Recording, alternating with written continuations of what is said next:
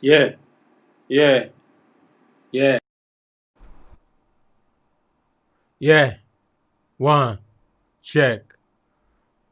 Yo.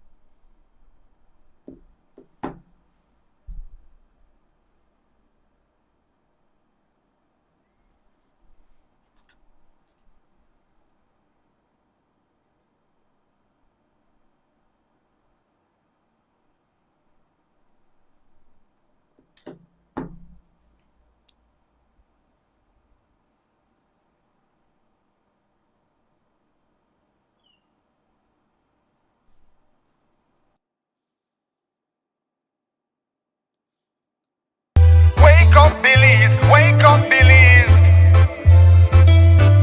Wake up, Billies! Wake up, Billies! Wake up, Billies!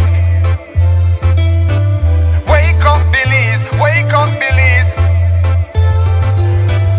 Wake up, Billies! Wake up, Billies!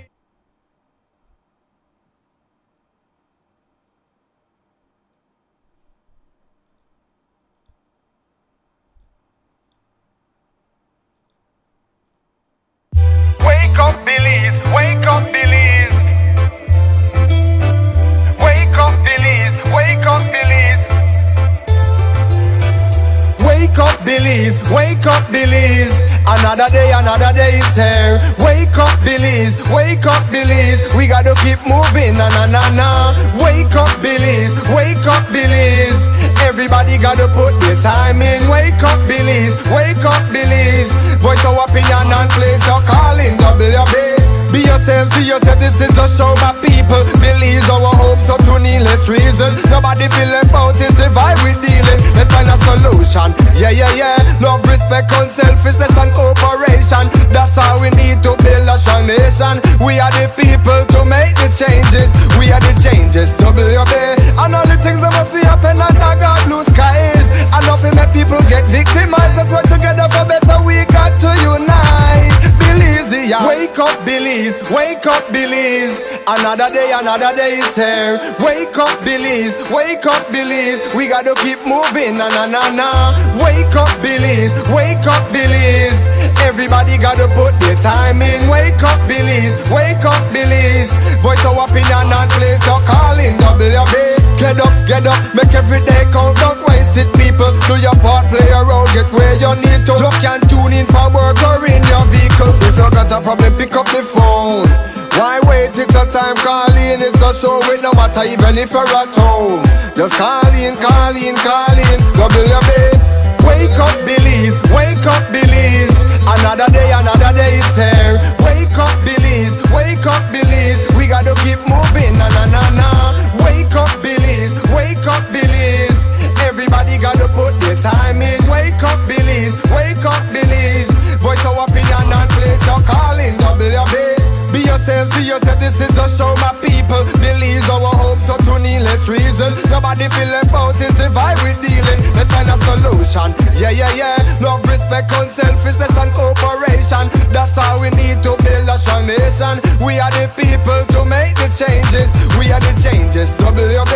And all the things that we feel happen under God blue skies. And nothing that people get victimized. Let's work together for better, we got to unite. Belize, yeah. Wake up, Billies, wake up, Billies.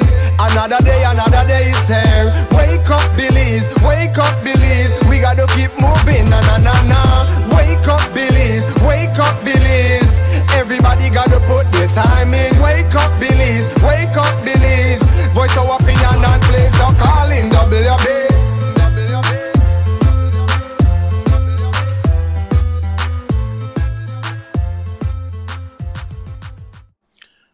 Good morning, Belize. Welcome to the WB Wake Up Belize Morning Vibes for today, Monday, the 7th of December, 2020. Wherever you are, we hope that your morning is getting off to a beautiful start as we engage you in what we call Belize's premier morning news conversation, live from Partridge Street, where we're linking with you this morning. We are broadcasting remotely, so I'm not in the studio, but it's still the same format, essentially. We gather weekday mornings to engage in the conversation.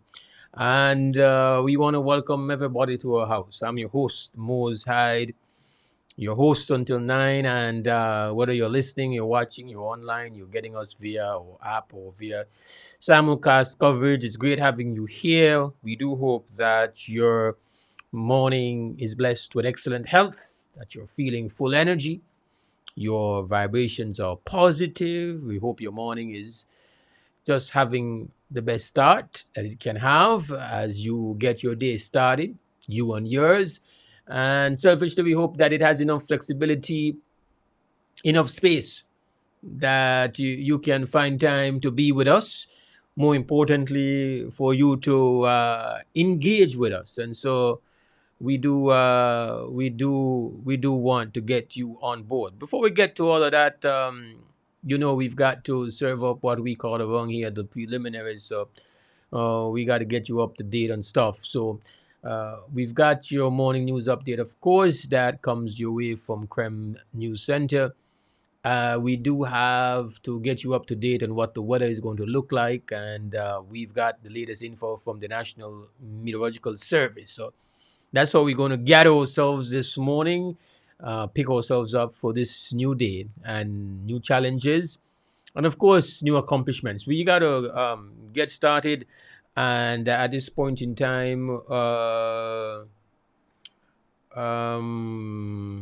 let me just look at what we've got. Looking at the weather this morning, um, the weather from the National Meteorological Service says here that a cold front will cross the country later today. The 24-hour forecast is for cloudy spells with isolated showers this morning, increasing to a few showers, periods of rain, and isolated thunderstorms this afternoon and tonight. The outlook for marine conditions: winds will be westerly to northwesterly, 10 to 20 knots, becoming west to northwesterly at 15 to 25 knots, gusty. Sea state will be slight, then becoming moderate to rough. Waves will be initially about a foot to 3 feet, and then it will get a little choppier, going up to about 4 to 7 feet. As we look at temperatures along the coast, a high today of 84 degrees Fahrenheit or 29 degrees Celsius, with an overnight low of 70 degrees Fahrenheit or 21 degrees Celsius. Inland, it's going to warm up to 82 degrees Fahrenheit or 28 degrees Celsius. And then inland, it's going to be a low overnight of 64 degrees Fahrenheit or 38 degrees Celsius. As for advisories, a flood warning remains in effect for communities downstream on the Belize River. And additionally, small craft warning is likely this evening. Looking at the outlook for Tuesday and Tuesday night, variably cloudy, windy, and cool conditions across the country. And that's your general weather forecast. And we say a big thank you to the National Met Service for that. And at this point in time, we're going to bring you your morning news update.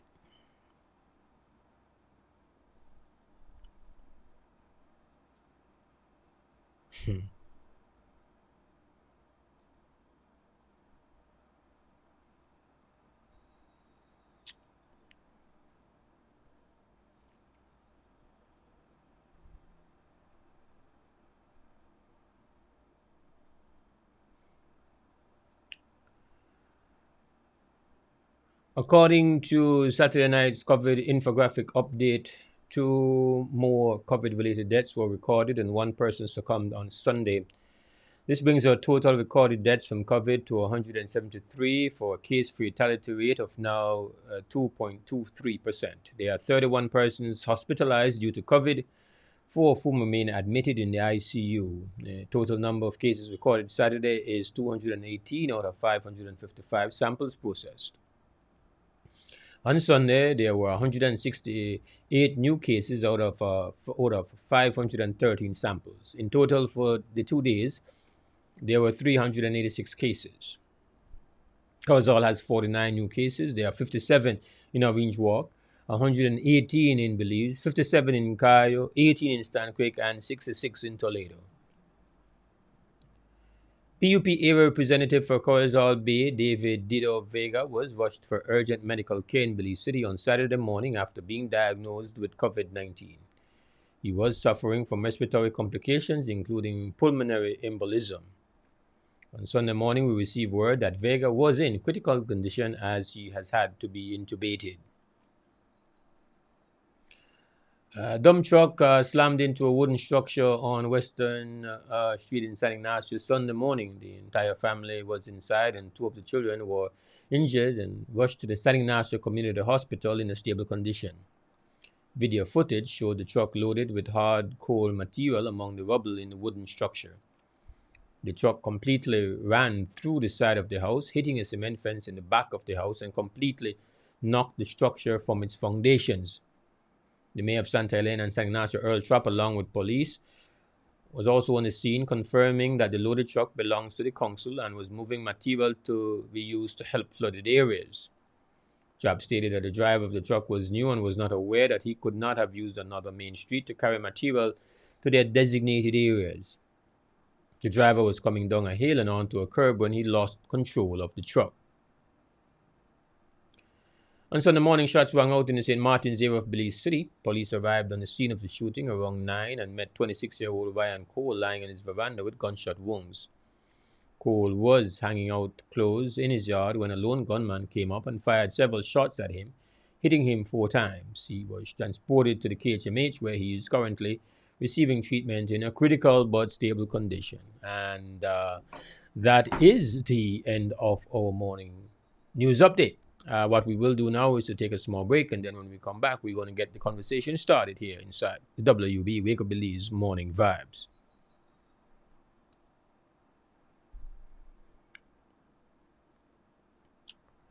Good morning to you folks online,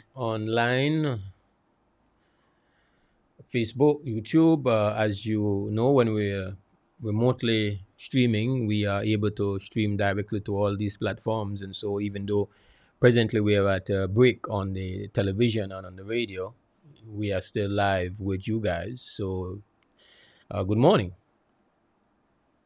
And we do hope that your morning is well. You get to see a little bit of what's going on behind the scenes. So that's the way it works.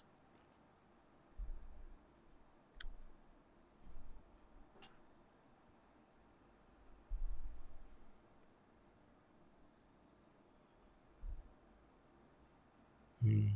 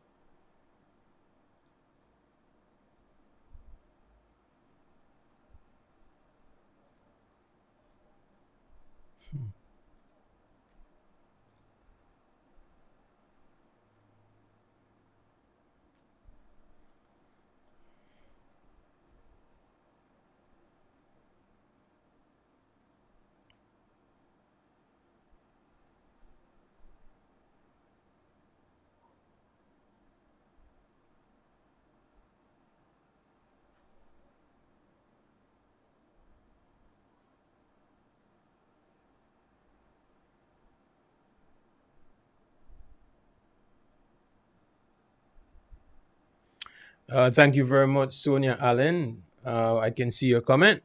Good morning to you. And we've enabled a little bit of our comment section. So if you have a comment to make, we'll be able to see it immediately. So who want to cuss me out could cuss me out. Who want to say something where we could reason about, you could do that as well using your Facebook and YouTube channels if you're getting us on that.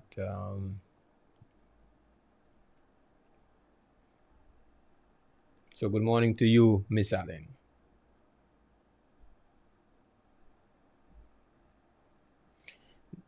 Some of the benefits of doing this broadcast remotely. I'm just waiting for word from the broadcast control room so that we can fire up and get our conversation started. And I've just been told that we are ready. So you're going to hear me count down a couple of times. Let me check if where my brother David is.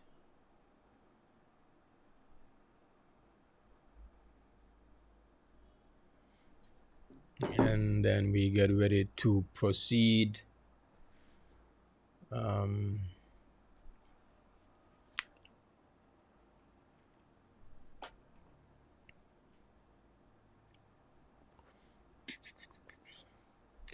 5, 4, 3, 2, 1. All right, Belize, welcome back to the WB Wake Up Belize Morning Vibes. It's Monday morning, the 7th of December 2020, and we want to welcome you back. It's now time for us to get into the flow of things. This is where we get our conversation started, and we want to hear from you. We have a great opportunity for you to tell us what's going on with you. And thank you very much, Yaya. Yaya says I wear my glasses, so I know they had to squint up. Yeah. That part of it, Sister Yaya.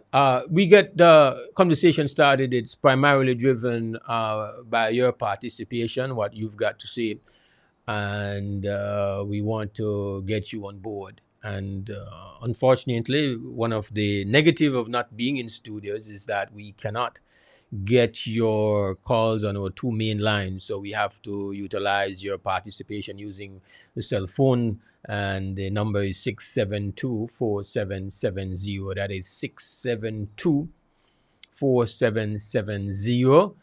And we want to get your views and thoughts and concerns and all that good stuff. So please join us and contribute, drive the conversation. I am not sure about my co-host status this morning. I do expect that we are going to have. So apparently, yeah. So what is David saying? Is he coming on or not? He says he doesn't have a phone. So what we can say to David is that he has the link to be able to join the conversation, and so we hope that he would just give me a call in when he's ready. I know what happened to Mr. Man phone, but when I hear the story when he gets here, I suppose. So feel free to call David, and I'm gonna put you through and get you in. I'm not sure whether or not our second co-host is available this morning. That is Attorney Michelle Trapp. So we kind of set the table for you. You kind of know what is going to happen this morning. This is very familiar, of course. This is just how Wake Up Belize works. Again, I will keep repeating the phone number because we don't want you to think that this is about just giving a speech. That's not what happens here. We are driven by what you've got to say. And to make that happen, we want to get your views and thoughts on air.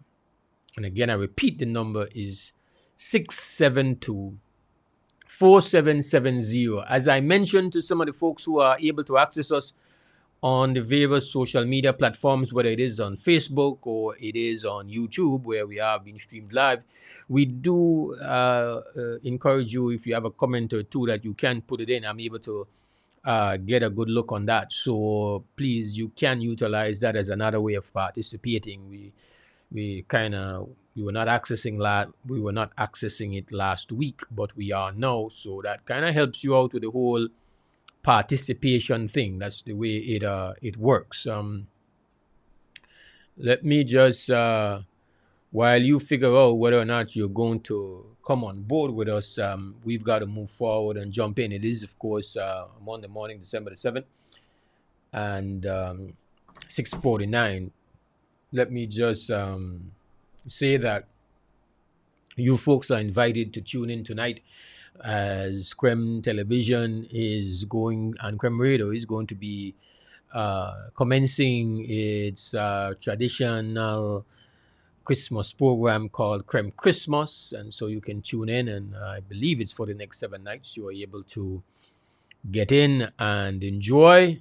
And it's going to be the usual vibes, except that it's going to be done in a way that it is in line with the time that we are living in with COVID. And so there's not going to be a lot of mingling. There's always a bit of mingling that goes on Creme Christmas, but that's not going to be happening and that can happen.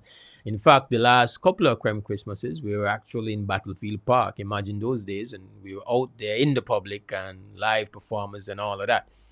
We will have performances, we will have the good energy of the hosts, and there will be giveaways. So it's a great way for you to enjoy an evening without having to go outside. And so we invite you to flex that.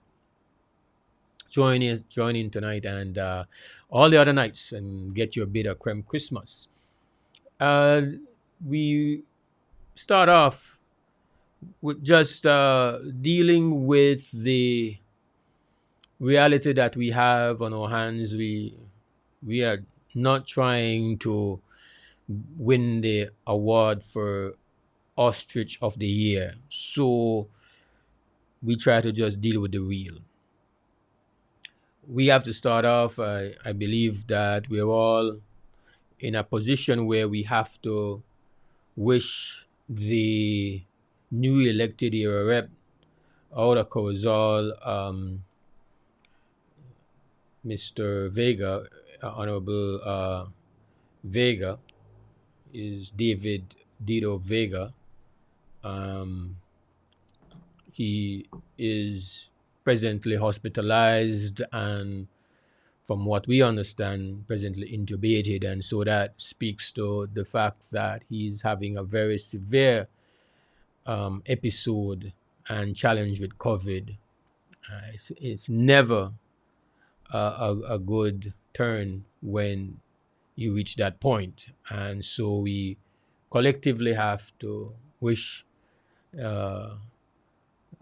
the newly elected era rep all the best and that he pulls through. And of course, we offer our support to his family in Corozal. I know his mom, one of the coolest persons. So we hope that you all will have the strength and that Dido is going to be okay and he's going to come out of it. I think we all want all the people who are presently suffering with COVID-19 to come out of it and do all right.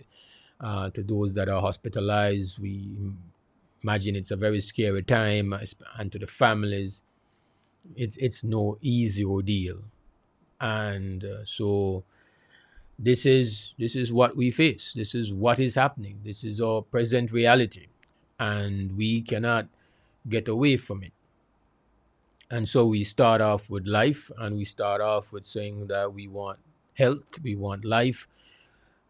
These things right now, with what we face, we have our long-standing perils that hurt us, that take our loved ones. We have communities that have been ravaged by tragedies for a long time, and those have not gone anywhere. In fact, you look at the news, we know that the killings and the shootings, they are, as they have always been, they are ravaging and they're raging street conflicts going on.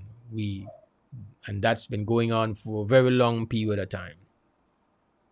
And we do know that people still have other health conditions outside of COVID, all manners of health challenges that we suffer from. And so that's a part of our reality that we have to deal with. The pandemic comes in, and that's a whole new ball game. And we have spent the most of 2020 trying to see how we can manage and how we can survive a pandemic that, it's taking a toll on the entire planet. And so we're not different, but we have seen our battle against the coronavirus take a very, very grim turn. So things no well right now. And we there was a time when we went through a phase, whenever these things happen, we stigmatize it and all of that. I would hope that we realize that there is no stigmatizing coronavirus at this present time, because Coronavirus doesn't care if you're big, you're small, you're in between, you're rich, you're poor, you're black, you're white, you're brown, you're religious, you're non-religious, you're it doesn't really matter. Um, you are just like any other human being capable of catching coronavirus. No, obviously, some people catch it and it doesn't do much to them. But there are those, and a certain percentage, a small percentage, but a percentage that is consistent enough, that if you just leave the pandemic to itself, you're going to end up with a lot of people losing loved ones that they don't have to lose. And that's what you're trying to do. And so if that time, that what seems like a long time ago, when people wanted to know the names of people and were threatening people on Facebook and the whole stigmatizing era of coronavirus, now we realize that that it's an equal opportunity pathogen. Really, there's no discrimination when it comes to coronavirus, when it comes to SARS-CoV-2. It just wants human beings. And so we now have to deal with this real, and we have to take on certain things which, in my view, um, I I kind of, I think it was last week when the issue of the possible opening of the cortisol free zone was put out. I think it was Miss Corey that said that on another network, that she was hearing that. And then we are told, yeah, well, there was a pre-election commitment made by the new administration. And I didn't, in fact, wheel back a little bit. The first I heard of it, we actually got a call out of Corazon. And I had not heard anything about the whole Corazon free zone reopening. And she was sounding the alarm that the Corazon free zone reopening was a thing, that this was something that it appears is a done deal. That and I had really missed that whole commitment to made as an election promise, that this is what is going to happen, that we're going to open up the Corazon free zone. It's a high priority thing. I mean, obviously, it's high priority because this is one of the first things before we're looking at maybe we're about a month into the new administration, and so obviously this was like a high priority. This is a part of their game plan priorities. Yeah, we need to get back the cortisol free zone, and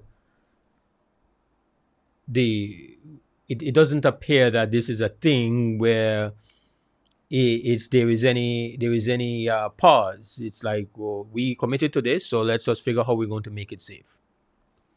And I imagine that the reasoning behind it is that the cortisol free zone represents some level of economic activity that, in a economically desperate situation that we're in, that we need to try to do this. And I imagine that a part of the argument is that we have a number of people, especially in the north, who have been displaced and who have been out of employment because the free zone employed a number of people.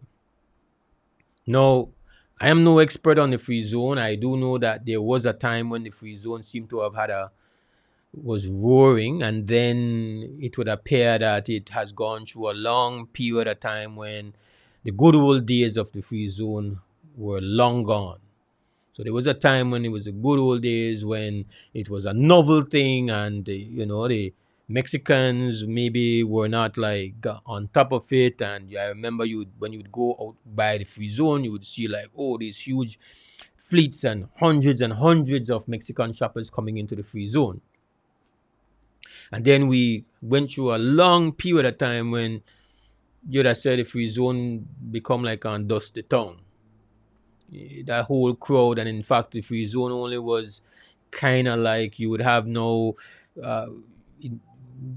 we people start to figure out how we could get into the free zone. So the free zone was not for Belizeans. It was kind of like, well, I imagine concept was created to try to attract back some Mexican shoppers the way Belizean shoppers go to Chetumal.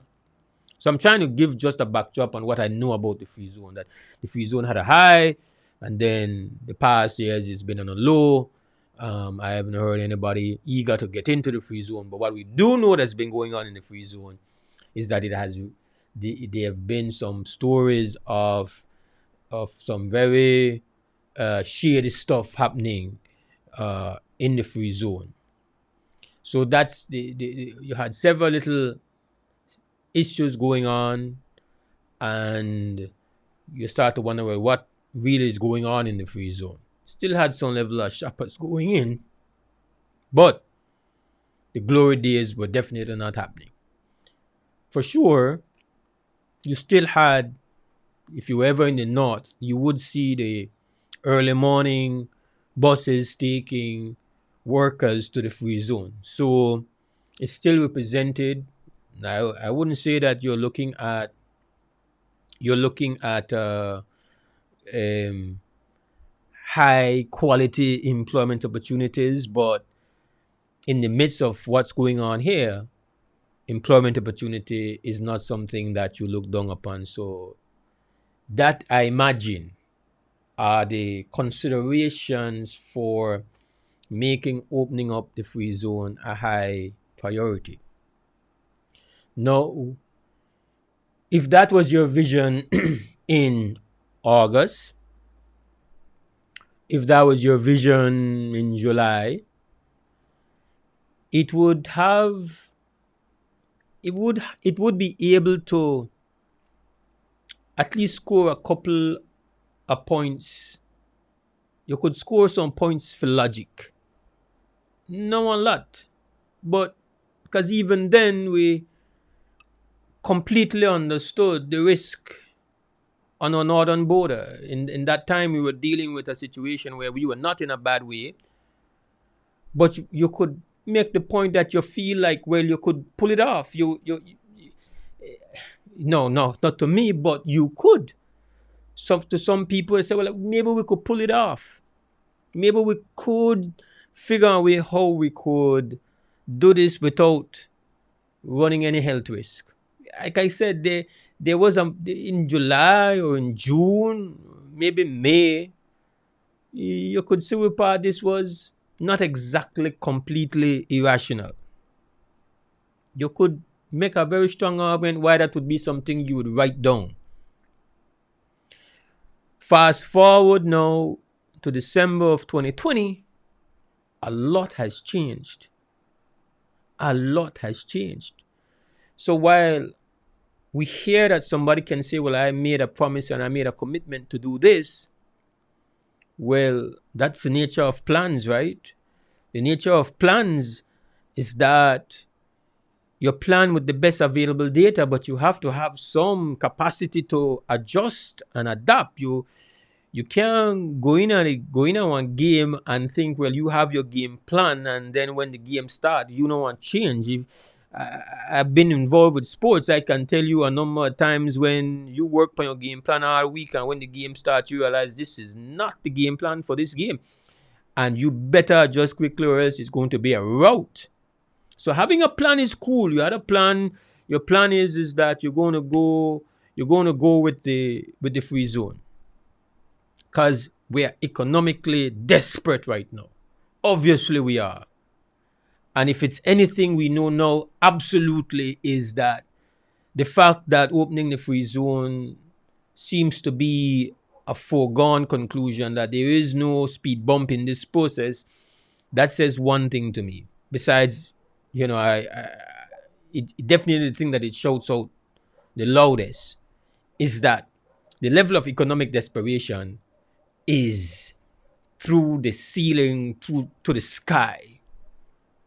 Because when you look at what is happening and our ability to contain and control, our ability to implement, to be disciplined against this pandemic has been so completely lacking.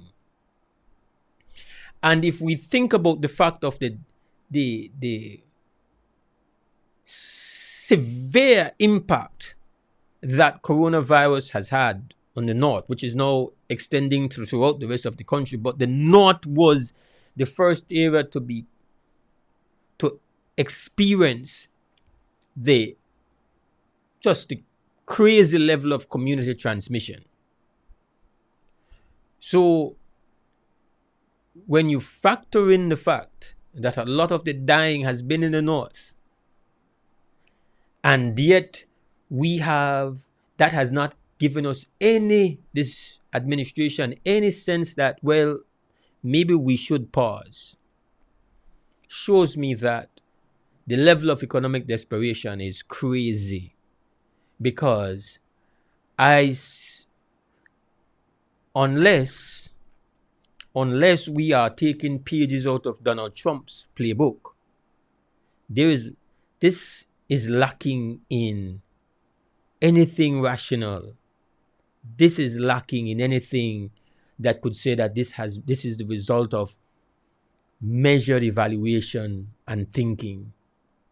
I understand completely why it is something that you would want. Absolutely, it is something that there is a lot of things that we would want.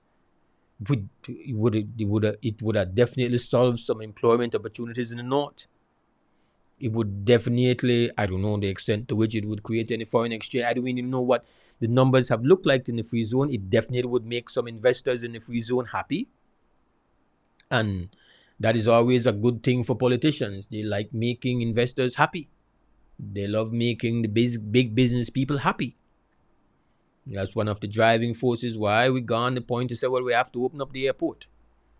That is why we are bringing passengers from out of Cancun to Belize by plane, and we never know anything about it because we have to. We make big business happy. We don't like them being unhappy. That's the nature of how leadership works. We have to make them happy. So yes, I can see the boxes that it takes. Creates only employment, put back people to work who have been without a job now for months since the free zone was closed, make those who have invested in the free zone happy, and let the chips fall where they fall when it comes to the pandemic. Even though we are at a point where we are being ravaged by COVID. We're being ravaged by COVID. So we are going Donald Trump with this. We are going 100 Donald Trump on this. We are going to hell with the pathogen, to hell with the pandemic. Business has to happen. Some people will die. More people will die. It's risky. But we are desperate. We're going to do this. So we're going full Donald Trump. Now, my question is, do you honestly believe that opening the free zone is going to have a neutral impact on the fight against coronavirus? Do you believe it's going to have a neutral impact on it? That's what I would like to know. And if you believe that it's going to have a neutral impact, I would have to give you the award for Optimist of the Year. You have found optimism in a time where I don't know where you find oxygen for optimism, but you have found it. But if you are being real and you say, we know that with our best efforts, because of what's going on in Mexico, because of the fact that the Mexicans have not exactly taken the most proactive, responsible approach to coronavirus.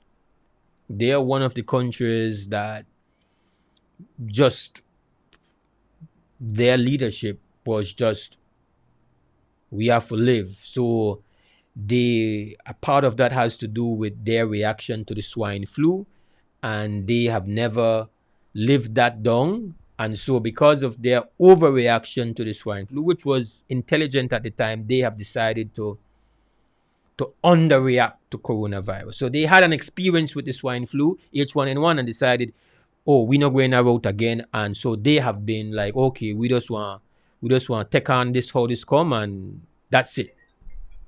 So um if that is your, we have a call. Let me take this call.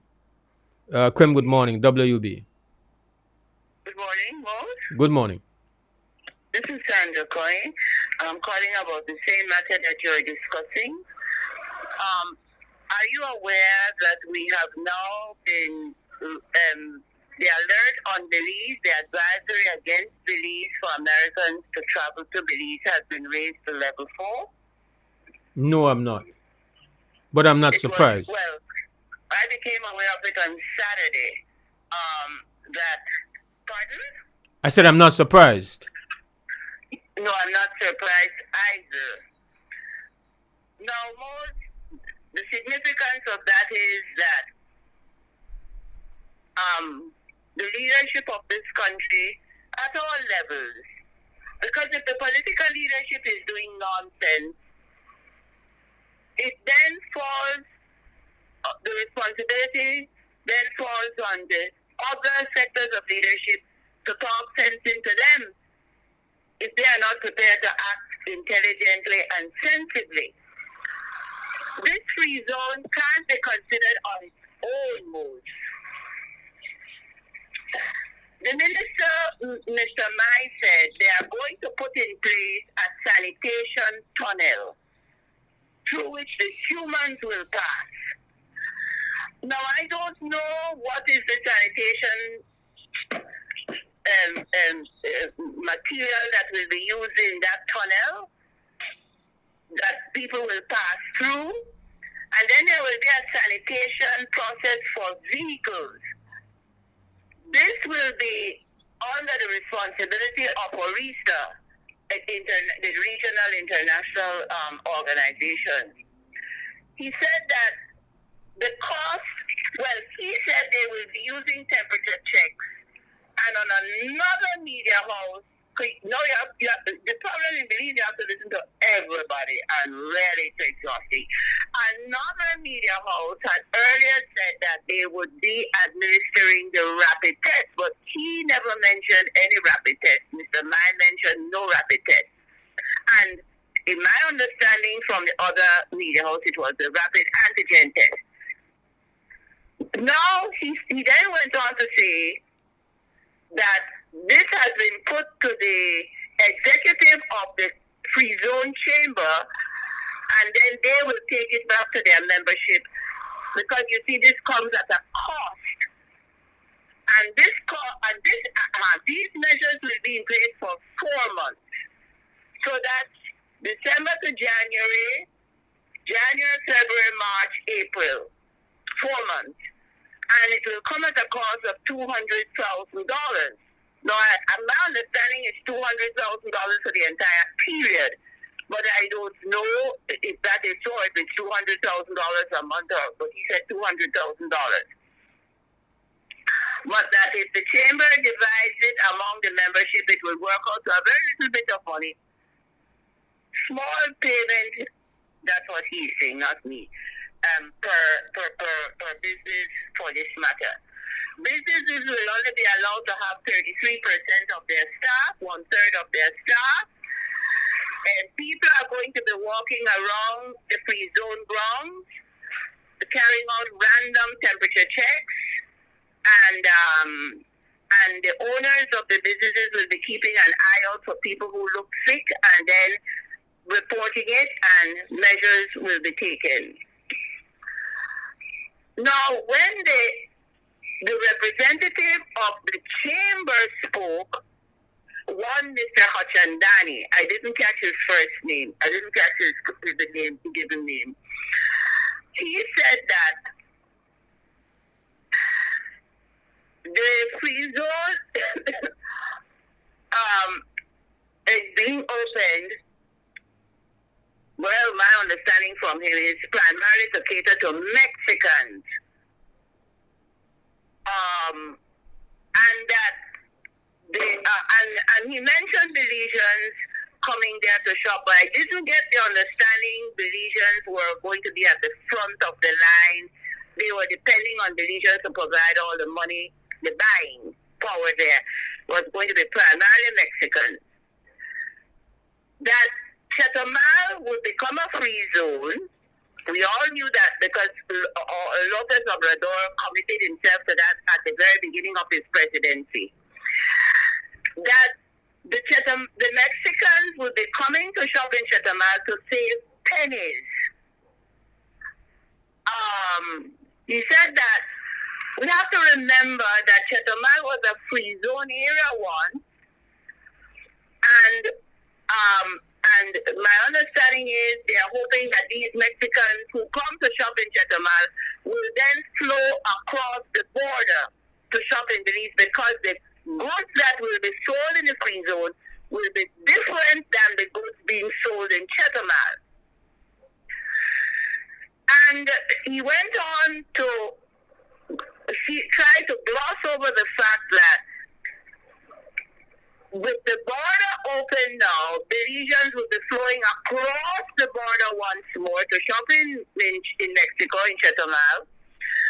But that while money would be going over there, then money would be coming over here with the Mexicans coming to shop.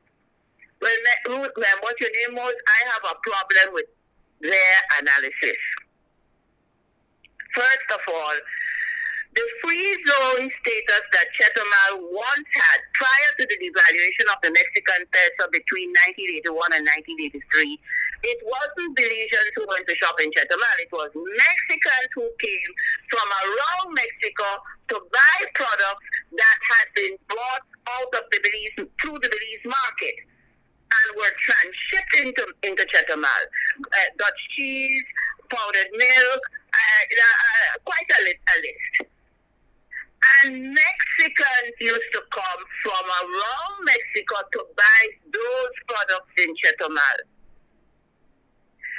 When the Mexican peso collapsed, that came to a grinding halt and the transshipment through Belize ceased. Belize used to earn a transshipment tax, I think, of 2 or 2.5%. A tax was attached to the transshipment of the goods, the passage of the goods through Belize into the Quintana Roo area, the Chetumal area. And we earned a tax. That came to a grinding halt with the devaluation of the Mexican peso at the beginning of the 80s. Between that period and the end of the 80s and the beginning of the 90s, prior to NAFTA, Mexico began to expand its industrial production, and Quintana Roo, Chetumal began to receive part of that expanded production. And so you had the opening of the first supermarket.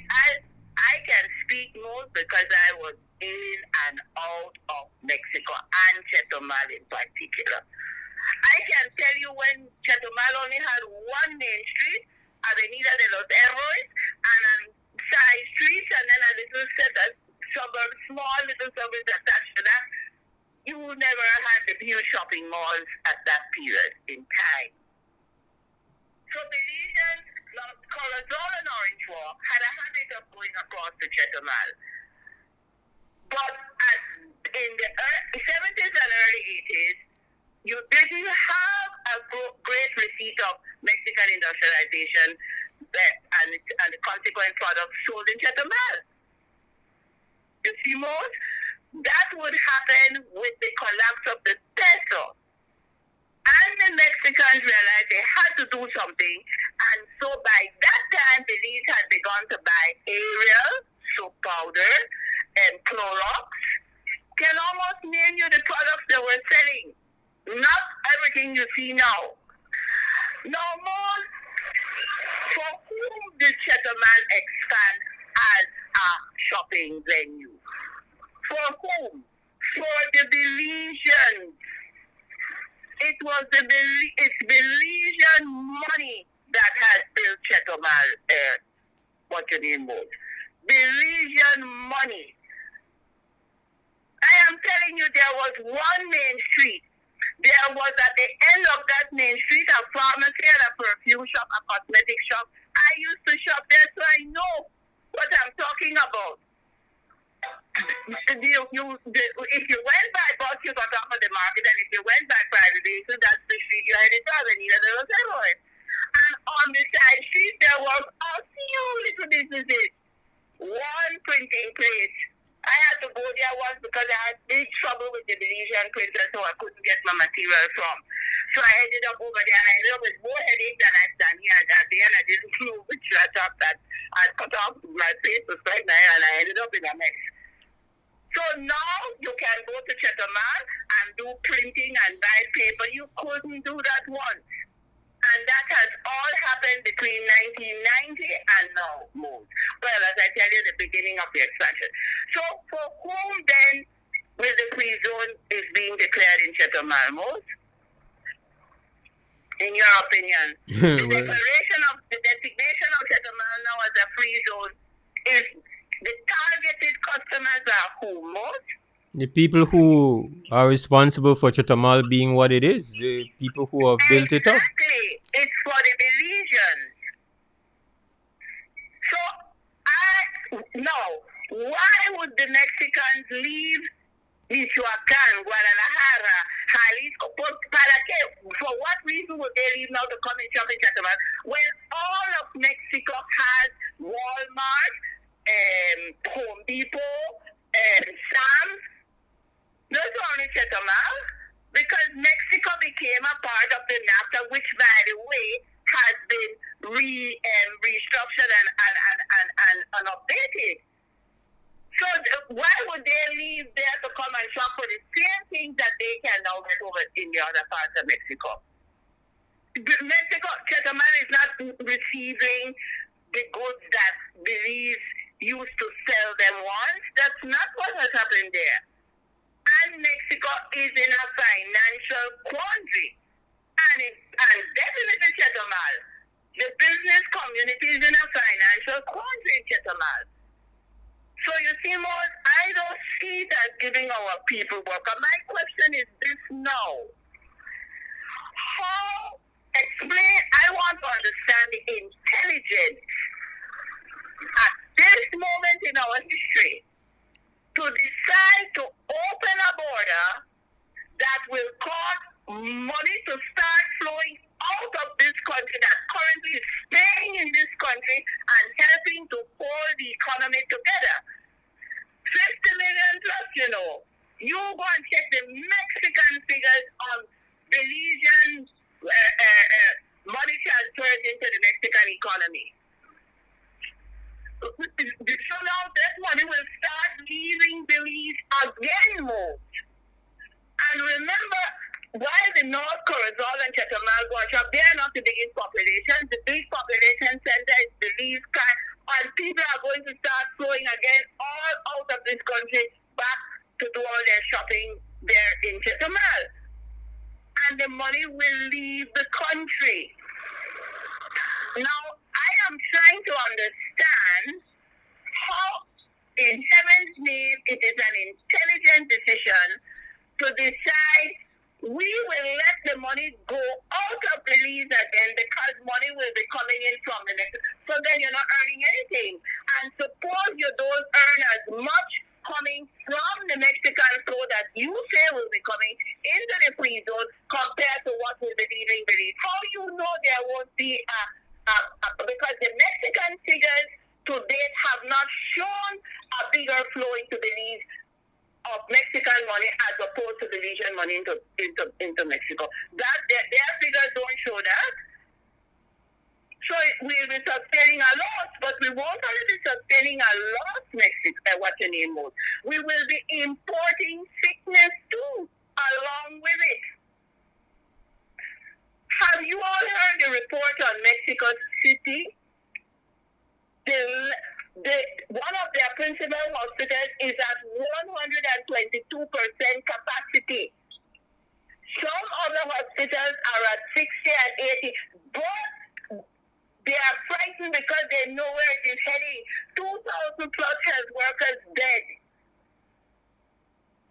Yes, you're sorry for them, but I don't understand how sorry for them takes precedence over sorry for us. I don't understand that. Do you don't see what I'm talking about more?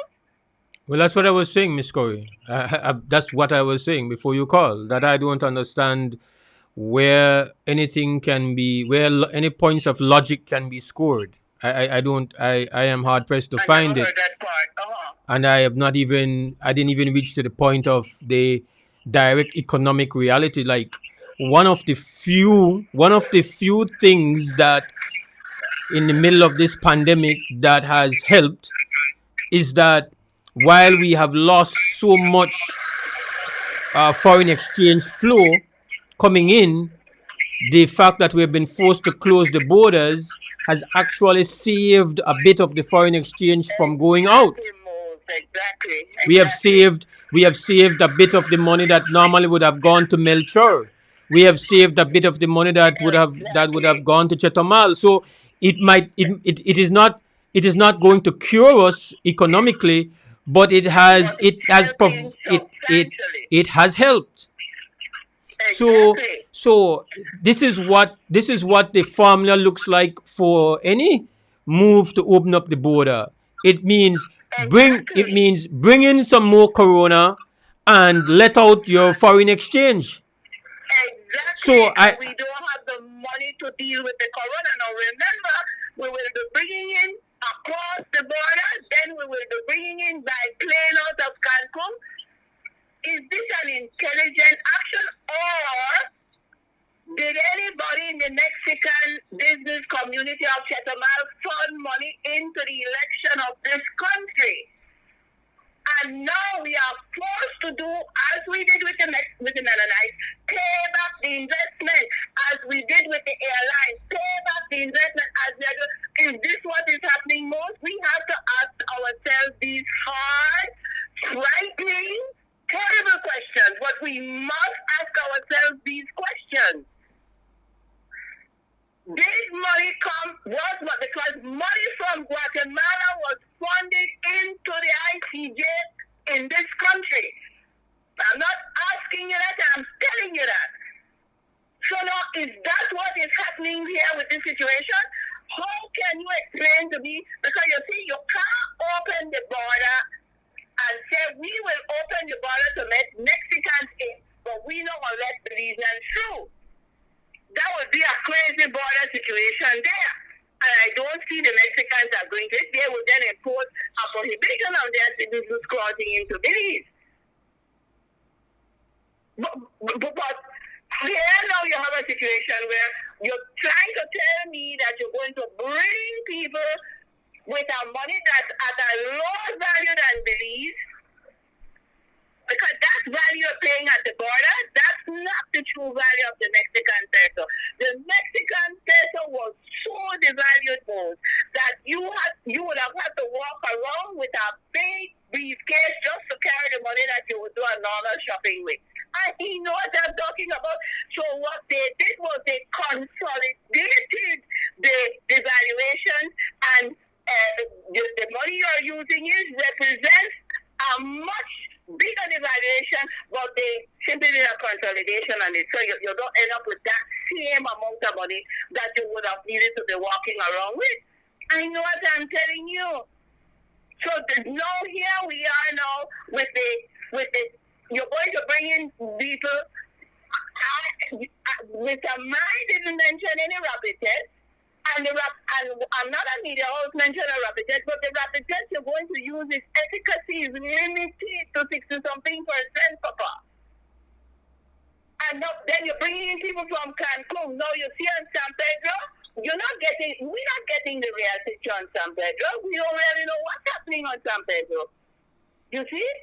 But suddenly we heard that a day you have a 30-something, I don't know, infected person. Is that real? Because you have been telling us nobody infected on San Pedro. And what about Placencia, where you're moving these? And what about Honduras and Guatemala and Salvador, where you're moving these people to?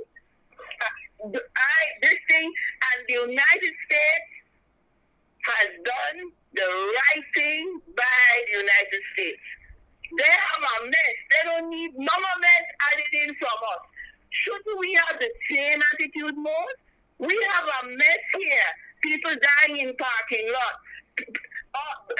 One political leader after the other are infected with the virus. Now we have one in the hospital, very serious. We have a crisis. When are we going to face up to this crisis? We need to face up to it more because we will lose the country. Tomorrow begins the process of the ICJ. We're going to lose the country, man. If people can't pay attention to anything other than dealing with their sickness. And that's why we need to get better. We need to get back to health. That's what we need. Quick, fast, and hurry. Not 6 months, not 2 years. No, right now, right round the corner, if this country is to hold itself together. And I do not support putting any more damage on the business community of this country more. I don't support it. I don't know if they will have anything to say. I don't know what they will have to say, but I don't support that. Not at all. We have children employed, people employed in cities, and they're just about getting back their little salary, and you open that border mode. The millions will start flowing across the border again. Because our people are not a sensible people. Our people are not a committed people. Our people are not a nationalistic people. We don't give a damn. We're going to cross the border and take the money out. Bye-bye. Thank you, Ms. Corey. Right now it is 7:32, and this time check is brought to you by Greece Canada Belize Limited.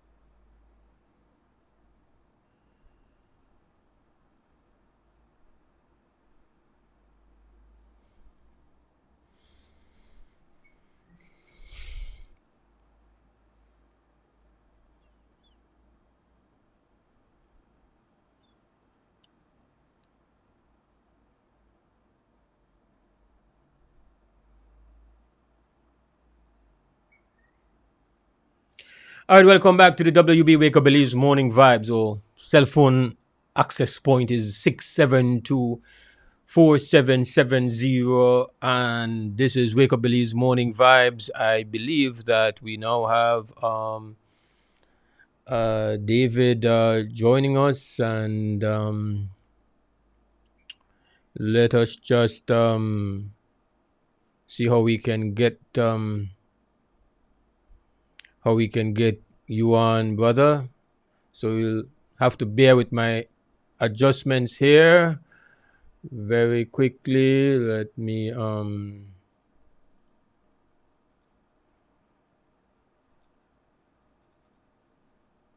make this adjustment here so we can get David in.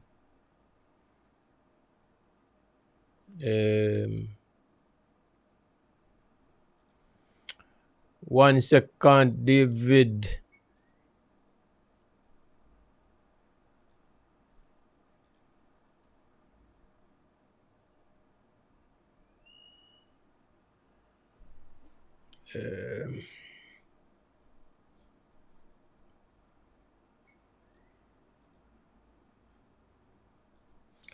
This is Wake Up Belize Morning Vibes, as we try to get our friend David on here so we can chat with him, get him on.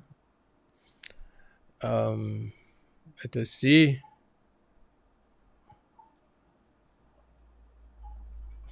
Yeah, I see half a shot the pop up. Yeah, one second, brother. Yeah.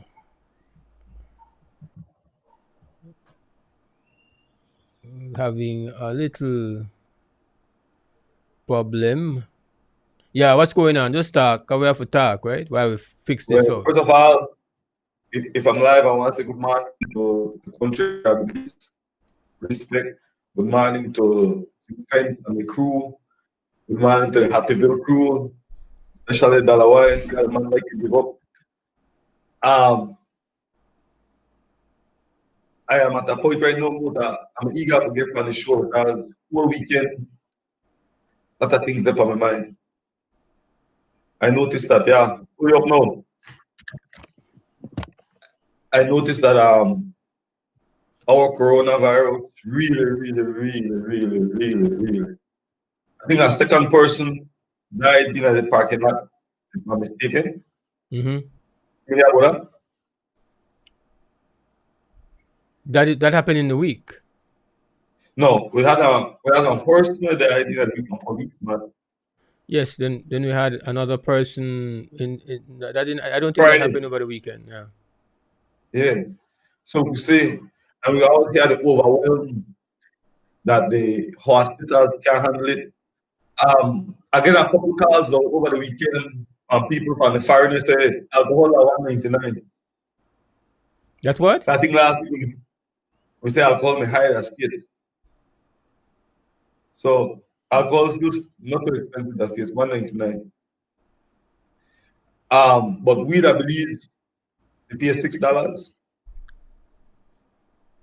So I want to know why it's so expensive here. And I think we have a channel and champion Miss Croatia because that Miss Croatia things I want to listen. And what she says so right, we can produce alcohol, I believe. I can up on YouTube and find out how to make alcohol. The feed's clear. I don't know if you're still here because I see like Yeah. something change. I'm just making an adjustment here, my brother. Okay. And so we have become ingenious. But for get to the cell phone situation, why I don't have a cell phone? I feed my fish chain at the back pan. And I saw a thing where the floater look like one log. And upon closer inspection, crocodile. So I had to jump in. I pull off a crocodile, done the thing, and jump in the water and phone gone. The phone gone, phone up at the bottom of the pan. Mm-hmm. So that's how I end up with no phone. But I remember that today, but it's ironic. I never seen a crocodile back there.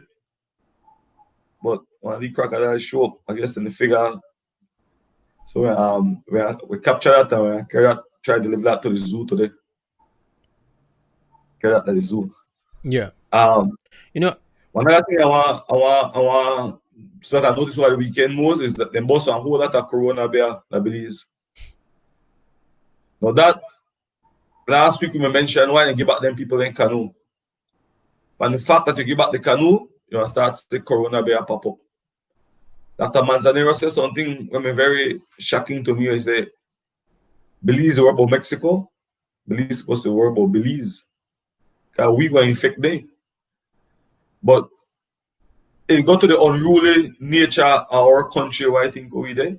But then an unruly nature where we try to please everybody and give up them canoe to me, that's an absolutely bad idea. That never supposed to be that. I don't care who vex. I don't care which politician vex. I want to send my best wishes out to Mr. Vega.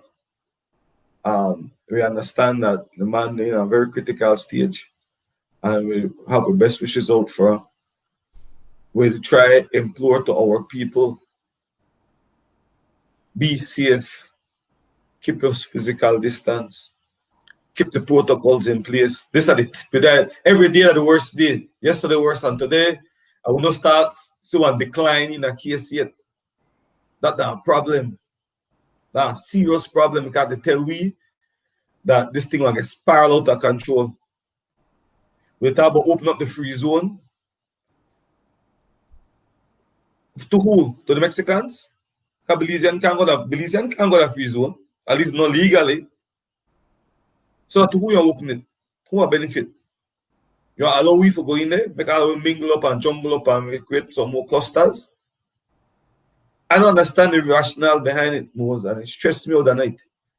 It stressed me out that I see on the news, all the people have had their peace, cabbage in a various stages gone. It stressed me out that every time I have a big rain, this happen. I don't know kind of infrastructure change for trying to prevent anything from happen. It stressed me out that as this government kick off, Mr. Bruseno gave a speech where he said, we are the second most indebted Caribbean country. You may hear that? What the man mentioned that in a speech? Mm-hmm. Second most indebted Caribbean country. We can't afford to pay the teachers. We can't afford the public wage. We can't afford the huge public wage. We have to pay the public workers there. But yet we have to pay, we sell first $100,000. I find it funny. And I find it funny the teachers and the workers union and the people don't start voice their opinion because the owner get hurt. Because they tell you we can't afford the wage. We can't afford for pay owner. We have to pay ourselves first, we can't afford for pay owner. So I want to get to some serious conversation. I don't want to fight. I want to get to some serious big people conversation where the government talk to we like big people, not like 5-year-old and 6-year-old. Not be like the previous administration. Come to we clear. And if it come to we clear, not the come to we not clear. I think any responsible government should have realized that we can ill afford an entertainment fee. What do you need you do the same thing, entertainment fee, this fee. Most of the ministers own multiple housing. Why they need more housing fee? Belize are a small spot from Belize City to Belmopan and even an hour drive. From Belize City to Kyle and an hour drive. From Belmopan to Kyle and an hour drive. From Belmopan to Belize City and an hour drive. From Belmopan to Dangriga and an hour drive. Why would you keep this corporation like the business as usual? I didn't get the business as usual feel. I didn't get the keep it protocol feel. I don't know if you get the same feel like me, Mos, but I didn't get, at heights of a pandemic, I didn't get the business as usual feel. Keep it protocol feel. Prince and King feel. That's how I didn't get to know. I don't see a new Prado and dash out. If I am a minister, I may take no Prado. We can ill afford one Prado. We don't have Prado. Because you watch the road and look at with the drive that we like Africa. When the ministers then drive in a fancy vehicle on dirt road. We need serious change in our country. We need people who got the country in mind at heart. We don't have to put your hand at the fire. You should do it by your good heart, your good will, because you want to do it. But it comes to the point where we have business as usual. And then I implore upon the teachers, I implore upon the workers' union, open on our eye, realize what happened. Because we can ill afford to pay government ministers $112,000 a year in salaries and benefits and goodies and everything. And bear in mind, they still not buy gas. And bear in mind, they still get more perks to that. And we have a country where they suffer. We got a problem. We got one group of people who want, win first. If I'm the leader, I can't win. A true leader can't win first. I have to lead by example. I have to lead. If I'm the leaders, I have to show my people I want to take one cut back. I want to take one ease off. You know what I was going to say, brother, before you get on, and I want to say that we've been talking a lot about the fact that the way we go about our business, and we've been saying it since the early days of the pandemic, that we believe that there is value in collective brainstorming. We believe in the fact that you have to draw from a wide cut of Belizean capacity, not just in country but also outside. That is what is required when you are faced with a monumental challenge. I believe it's out of Proverbs, where the statement is said, only a fool leans on his own understanding. So whenever we are faced with something that it confronts your life personally, that is huge, yes, you have the freedom to just go solely based on what you know at that point in time. And we have different levels of knowledge based on circumstances. But if you have a financial situation going on in your life, you will have somebody in your circle that has a bit better understanding of personal finance, banking finance, and you say, give me at least a second. I want to put a scenario to you and you tell me what you think. Because our collective bandwidth is going to be greater than just the bandwidth that's available to any administration.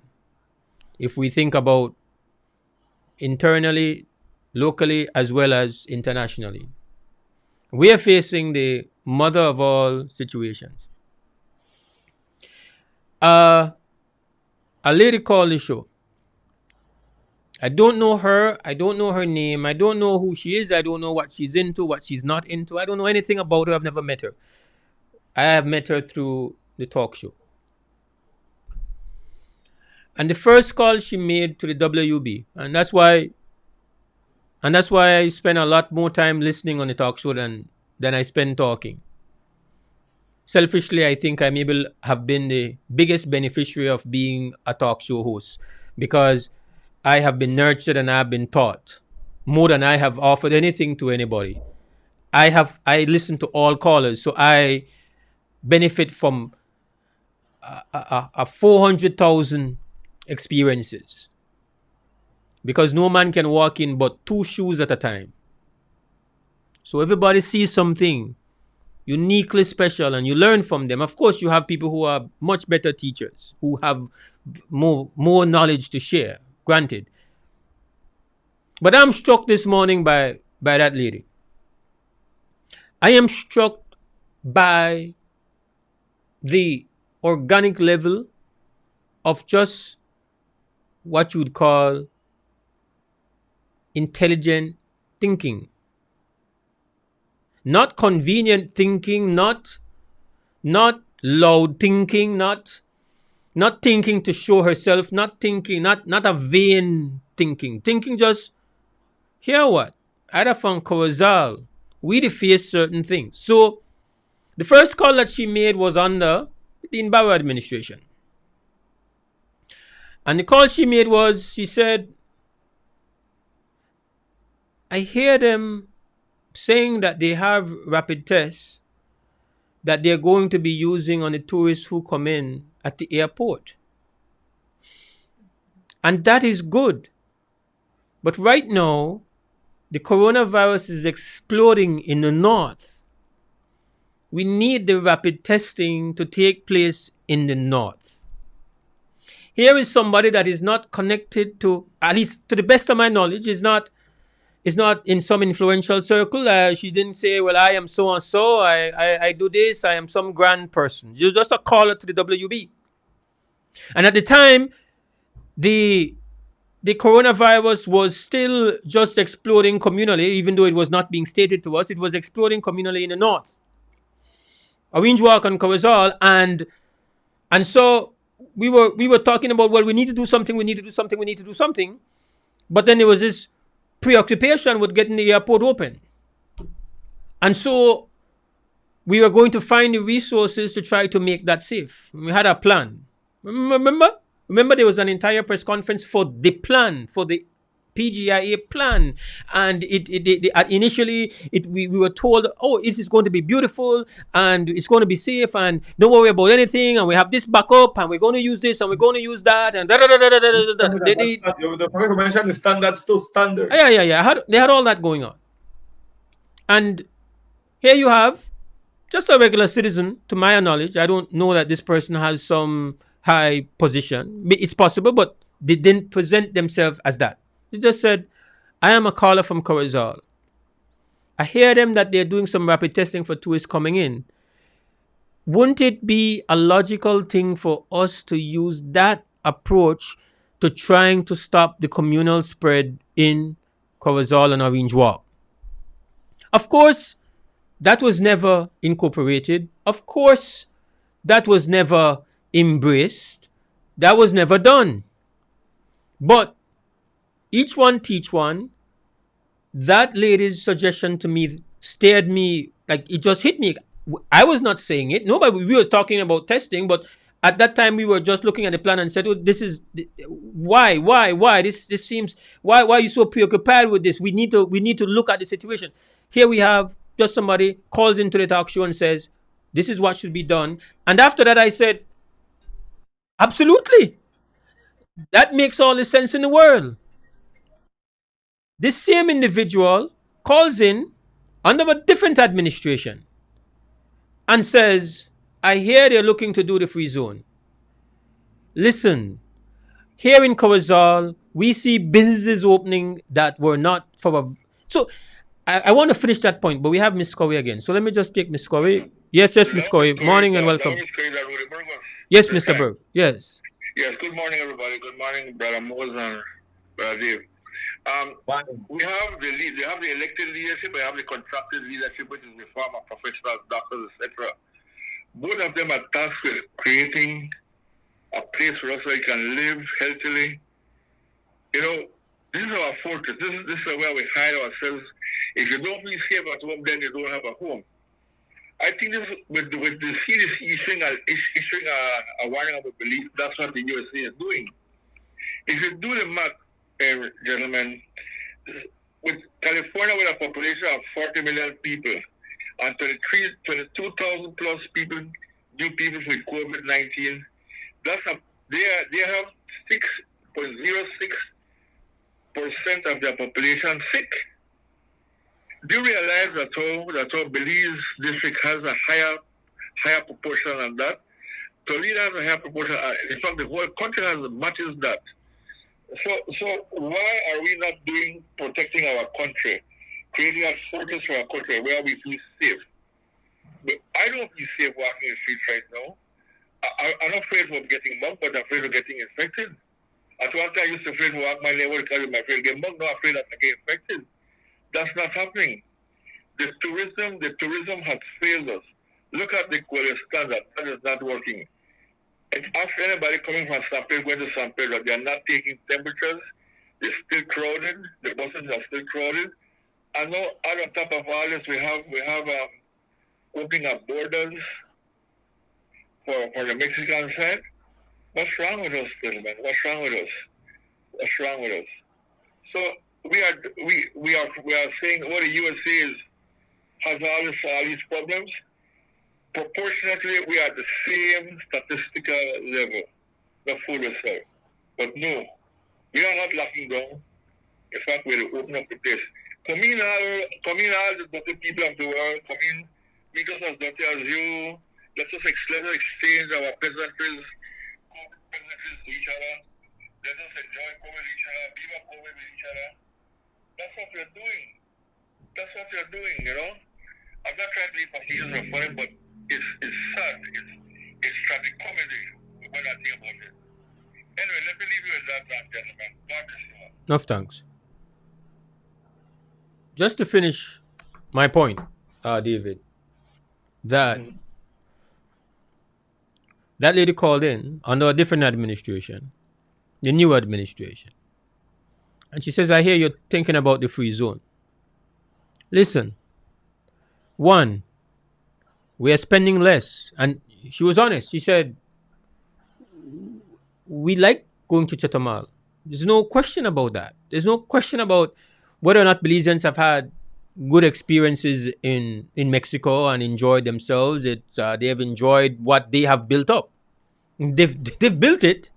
So what if you've built it and created the fanciness over there, then we can't say, well, you should not have some right to enjoy it. She said, but listen, we start to see a little bit of business activity going on in Corozal that we have not seen for a while.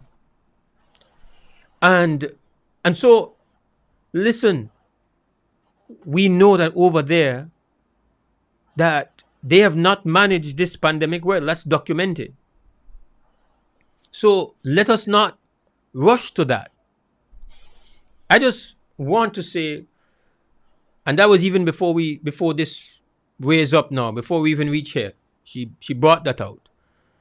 And of course I want to say respect to her.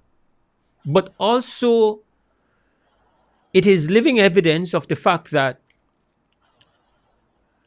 our collective capacity has to be tapped into. You have to create a huddling. You have to be committed to, as you described it, adult communication. You have to realize that where we are is not child's play. As Miss Corey keeps saying, and I am absolutely convinced, that the things we do wrongly now, or the things that we do correctly now, are all having the net effect in determining how long we are going to be, how deep our hole is going to be. Because what we are going through now is not just what will happen now. Coronavirus is going to set back. This is not me. This is what all the leading financial agencies, economic agencies, forecasting economists are saying. Listen, the planet has been set back big time. But each individual country is going to be set back at different levels. Developing countries run the risk of getting into really dangerous zones. If you are already at a bad spot, then you are closer to getting the kind of impact that renders you a failed state. That's what you're playing with now. The decisions you're playing with now are that is the impact that it's going to have. Are we going to, for how long 2020 is going to have a residual impact on the quality of life that Belizeans are able to achieve? That's the that is the end result of the cumulative decision making that we have right now. So every choice, every decision is critical, period, all the time. But right now, the level of importance is through the roof. You're right. Where are we? Nobody wants to hear. We don't really know how bad it is. I would bet that I read all kind of articles and tell you about the impact of the pandemic on marriages, for example. Like marriages, they crash like never before. That's worldwide because people are stuck with each other and they start to irritate one another, get by each other nerve. Then they broke up. So marriages, that's documented. Marriages breaking up. I would dare say, why do we have the statistics on teenage pregnancy pre-pandemic as post-pandemic? We have a lot of our adolescents who are not in a structured, formative environment right now, and their supervision is not able to be there because parents have to be out doing what they are doing. So even though I don't have a hard stats on it, I feel that we are having an exploding situation with that. Our children are not in school. You cannot tell me that academically that this is not putting them in a serious handicap. The disparity between those that have and those that don't have, and the impact of not being in school, it's not being done here, but the research in other places indicates that it's harsh. It's harsh. The academic impact on our children not being in school, especially if you're not in a high income situation where you are able to be cuddled, where you have a learning environment at home, where there are books around you and there is management and there is control over what you do and what you don't do. It is significant. We could go on and on to list the absolutely devastating effects, not just the people who have to be on ventilators fighting for their lives, or the people we have lost. That is just the most consistent data that we get and that we measure the pandemic by. But it's not the only devastation that's going on. It's just the most devastating effect. The most devastating effect of the pandemic, of course, are the people that are dying. But the societal impact of the pandemic that are not so finely focused in are also going to hurt us for a very long time. We are not in a play zone right now. So when you make a decision, when you make a choice, you have to make me understand that you have done the kind of critical analysis. And you could look at a cynic like me, or a critic like me, and you can put that hard work that you have done before you made the choice in my face. You could present me with data right now to say, this is the situation where we believe this is a net benefit to having people not being able to go across the border. It has only kept in about $1 million. Meanwhile, the net impact of having the free zone where it is we have lost this amount of $1 million that comes directly into our economy. We don't talk about money that is going through some all the shady stuff that we know has happened in the free zone. So you have to put numbers in front of me. Show me your work. Show me that you have done your due diligence. Because what I do know is that what I can put in your face is that our track record of executing safety measures is not good.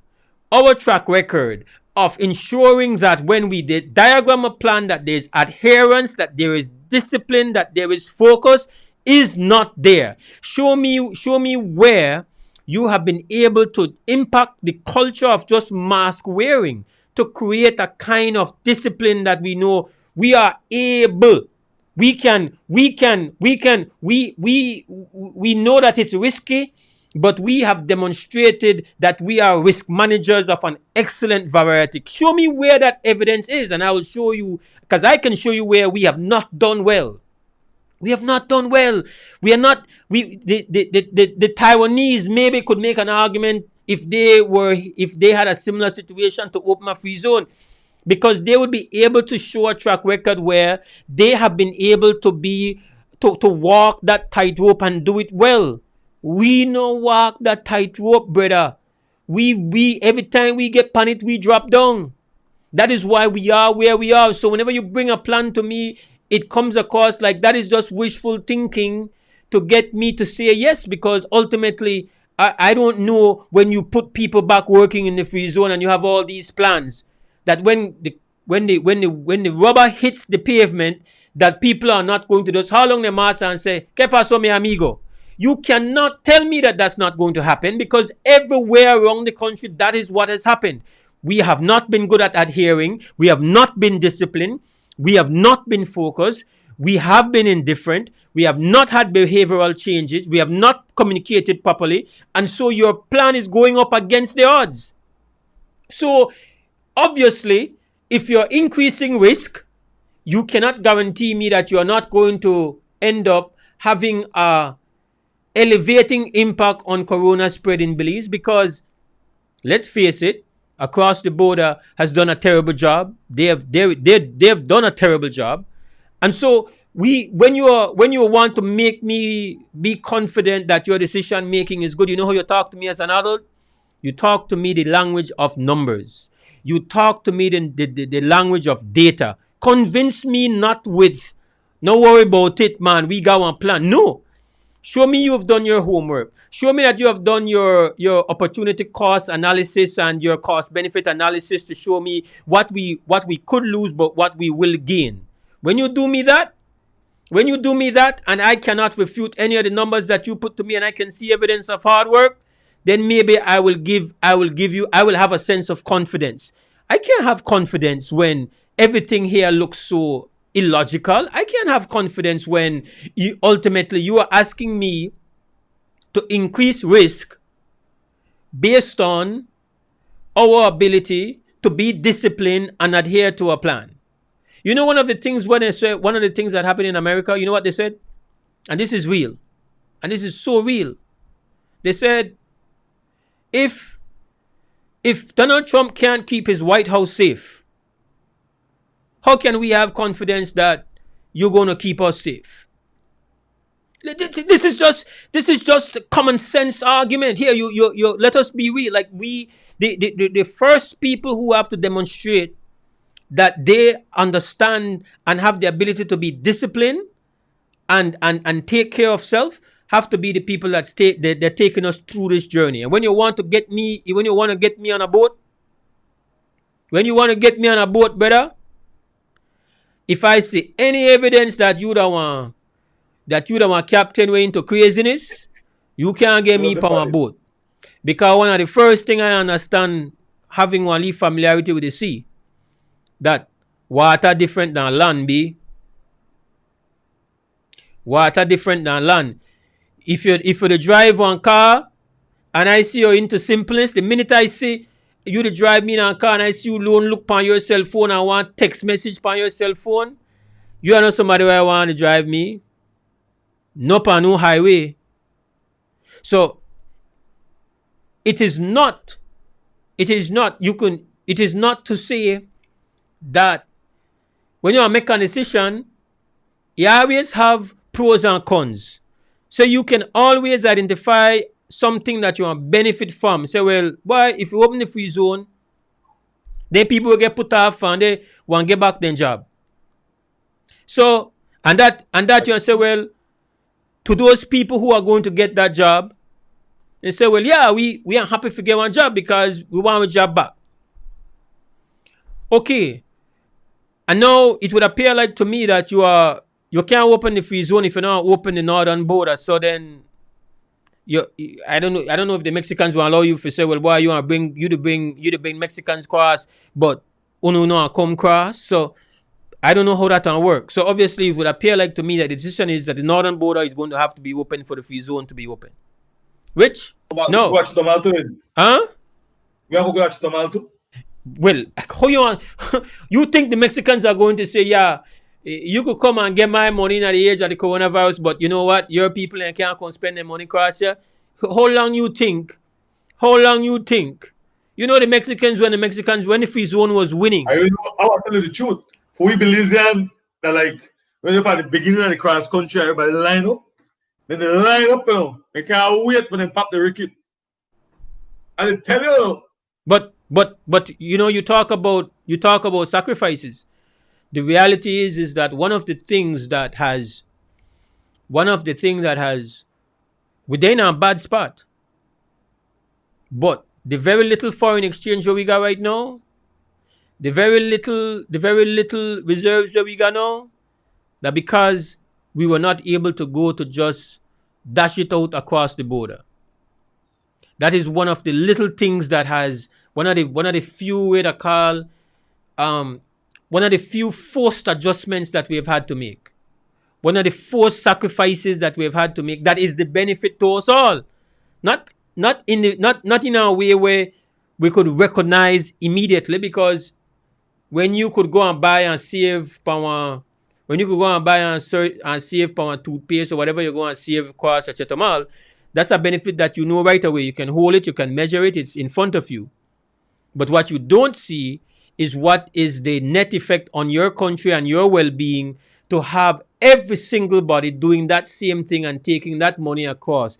The net impact on the overall ability of your country to develop. That is not something that you see immediately or you can connect to immediately, but you can connect to that thing that you have in your hand that you paid less for.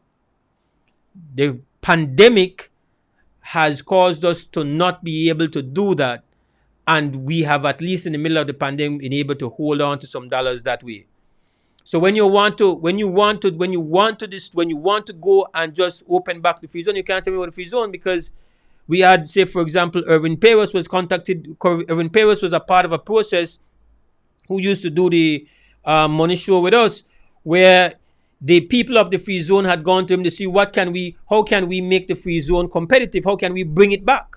So the free zone, when last we checked, wasn't some roaring success. It had a small period of time when it was doing well, and once the Mexicans they realized what was going on, they made the adjustments, and then the lack of infrastructural capitalization of the free zone, the fact that they didn't put money into infrastructure and all the amenities and all of that. The minute that the Mexicans made an adjustment, you saw the numbers of people coming into the free zone start to reduce. So that, at least based on what I have observed. So a part of what they were trying to do was to figure out how they could create a bond to put more money into the infrastructural quality of the experience over there to try to become competitive again. So it was not as if though pre-pandemic the free zone was the one thing the free zone had for it was creating some level of you would say minimum wage type employment for a number of people in Corozal where they need it. But if you allow Corozal businesses to start to emerge, if you allow Corozal economic development, and you allow enterprising Corozaleños to start to expand because now they have the incentive of people not being able to go across the border, then eventually those people are going to employ those same individuals. That's the way it works. So we have to go to break, brother, but I really just had to just say it was not about, these are things which just an everyday caller brought to our attention, and it demonstrates that there is there are people who think logically and who have contributions to make as we take on this historic monstrosity called the pandemic. We need to create the kind of coming together of our brain power. We cannot believe, no matter what your mandate is, if you win all 31 seats, 31 people cannot exclude the talent and the experiences of people across the entire societal wavelength, incorporate expertise, incorporate support. Nobody is supposed to be your enemy. Nobody is supposed to be persona non grata. Nobody is supposed to be beneath you. Nobody abroad. We need people abroad. We need people from across the political spectrum. We need brain power. We need a concentration of brain power, and we must be led by intelligence. We must go where the intelligence, where common sense is telling us we need to go. We can't go the way we are going based on, well, because of the influence of dollars or the influence of power. It has to be based on what makes sense. What is the best thing to do here? That is the challenge that we have. You can't face the economic fallout, the health fallout of this pandemic. You can't face it without your intelligent capacity being at full 100. It can't be at partial. It can't be at just 1 or 2 people or 4 or 5 people, or even if that 31 people, it can't be that. Can't be that. Because this is not a discriminating challenge. This challenge here, they try to take we out as one nation. And if we don't make the right choices, it will be successful. We will be set back in some misery for a very long time. We go to break, we'll be back. A lot of people know are dead. Misery means a lot of people know for dead one dead. From different things, not only the pandemic itself. Because right now nobody go to the hospital. You can't get me to go to the hospital. I mean, most people. I gotta go to break, David. We get back. All right.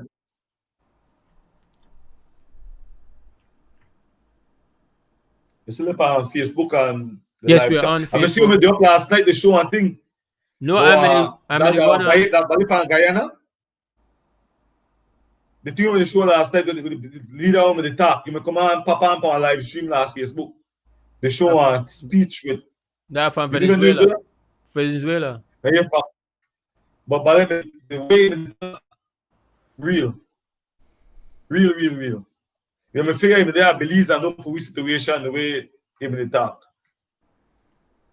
And then I'm gonna go on a test cause to try figure out certain things with this streaming thing. So I'm gonna try one some test, but I have things in place, but then I what I'm gonna put in place, I still not dep on top of it yet. So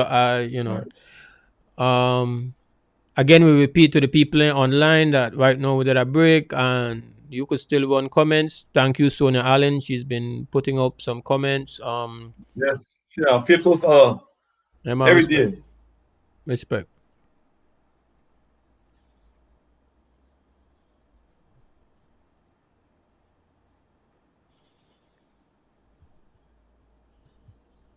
I don't understand. I don't understand like the free zone thing no sensible at all, no intelligent at all. Not that people sensible moves, but I have a feeling them, but let them try please everybody. Let them please everybody think for Christmas and that one come back and buy it way up with you. I mean, I know why if I had investment in a free zone, why I would want it to come back. Yeah. I know why I wanted the airport to open if I have a resort. I know why. I know why if I have cattle, why I want a bullet tree place open again. I know why if I own a bar. The argument can be made. So why you have one man who own a bar? Why you have the bars closed then? Just make I make my business then. Just make I make my if it is that we say we not worry about the virus, we just need people to make their money, then the free zone investor is not more important than me where we own a bar or a club or a restaurant. Or why I under restrictions? Why am I under restrictions right now? If I own a restaurant, why I under restrictions as a restaurant? Why I under restrictions if I have one church? Why I under restrictions if I own a nightclub? If you want open the free zone, that is my question. That is my question. How can you make how sooner or later then people and say, you can't tell me nothing, brother. You open the free zone. You open the free zone understanding that we don't got a problem. And you are send people if you open the free zone, I believe that you have to open the border. And if you open the border, we're going to Chetomal, we're going to Cancun, we're going everywhere. And everything that passes a deal right now. And again, boy, you really don't know. And I tell you right now, you would have surprised to know how well Donald Trump would have do if we may vote, if we could have vote, if we could vote in the US elections. you know what I surprised you? How much people had vote for Trump? True too. I'm surprised how much Belize and I know why we can't think solid vote for the man. And still accept the election and the people, the immigrants are gone there. I tell you, we have vote for Trump. So we have a lot of people where we there to get look pan Trump and find Trump, but you act irrational, brother. Your whole response to the pandemic irrational. We actually have some people who look pan Trump and say, I like how he talk. He make a lot of sense to me. Like it has to be because some people are very Trump-like. Some of these decisions are Trump-like. Some of these decisions are very Trump-like, brother. I think that they care about the canoe Trump-like. Totally Trump-like. Bite their tail less than a week. Corona pop up. Big cases. I don't want to boil enough to put that Corona up on Facebook for saying drinking. Why you need to drink a Corona beer? Listen. The cattle chew bullet tree, very Trump-like. Everything, man. We got back. Most. Listen, Trump influenced one whole generation of global leaders, brother. We are pay the price. America pay the hefty price. We are pay the price. Like the idea mentioned, whenever you hear about America got food line. When you ever hear that? Boy. I know that the common thing for your turkey and ham, but I'm going to catch a food line. This one, they give you ham, this one, they give you turkey. That the way they go in America, you know. And that there's so much grace low in America. And we believe 1 month, no pantry. 1 month, no assistance. But 1 month, everybody don't fix up themselves when we forget fix up though. And we start free up the border, boy. We Make could them go. people We had to getting go. corona 5, every 4, day. 3, 2, 1. Welcome back to the WB Wake Up Belize Morning Vibes. Musai, David Almendaris here with you on this Monday morning, the 7th of December 2020.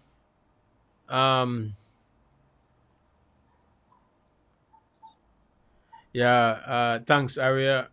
We were talking during the break, but we were still on social media, so folks could hear us. That we during this pandemic, most sensible people looked at the conduct of the outgoing president of the United States of America and found him to be very irrational, very especially in dealing with the pandemic, very irrational.